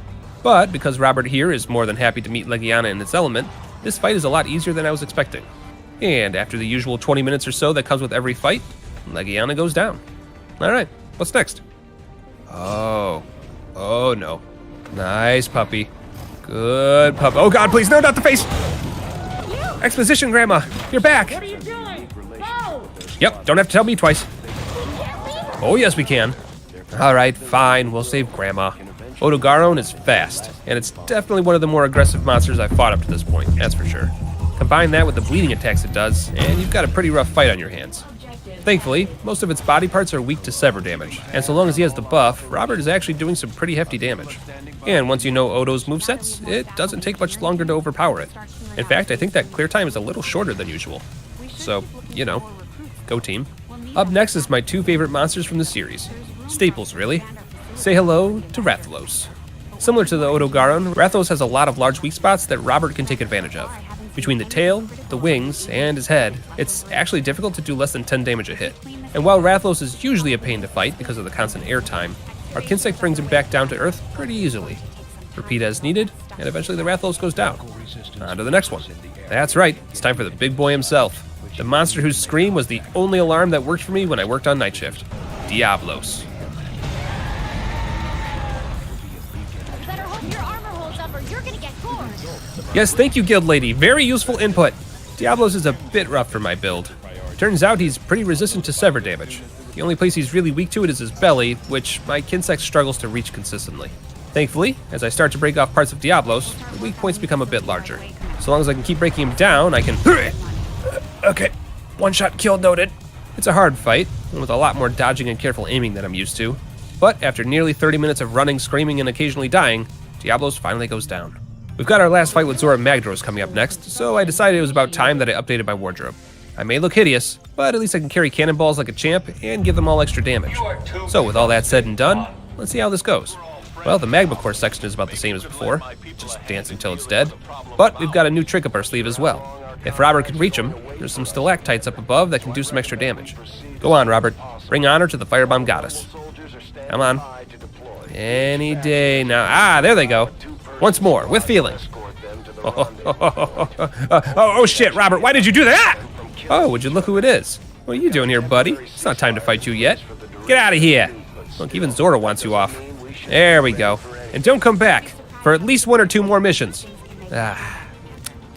What was I doing again? Oh, right. Mashing the Y button. Eventually, I get forced into Phase 2, where I have to use cannons and ballista. And without much delay, Godzilla finally goes down after taking a Dragonator to the abdomen. And with that, that's about 66% of the base game done. That's right, we're in high rank quests now. You know how this works. Take old monsters, give them more HP and a few variations, and fight them all over again. First up was a Pookie Pookie. Not much to talk about here, just a slightly beefier version of the previous fight. But with the new materials popping up in all the high rank areas, I can finally evolve Robert into his final form. Looking good, Robert. Or should I say, Bobbert. Up next is a high rank Anjanath, and this is actually a great time to mention 2 things. First is that Bobbert no longer does poison damage. It's all about the blast damage now. Your mother would be so proud. And second is that high rank monsters deal high rank damage. The blast damage is actually really great. Not only do the individual smaller blasts deal a decent amount of damage, but when they finally build up, each explosion deals 120 damage. Good stuff all around. It was around this time that I started to implement a general strategy too. Send in Bobbert with an explosive attack, follow up with 2 regular attacks, then repeat again and again until low on stamina. This method guaranteed that we were getting about as much DPS as possible throughout the fight, which should hopefully shorten my hunt times a little bit. And believe it or not,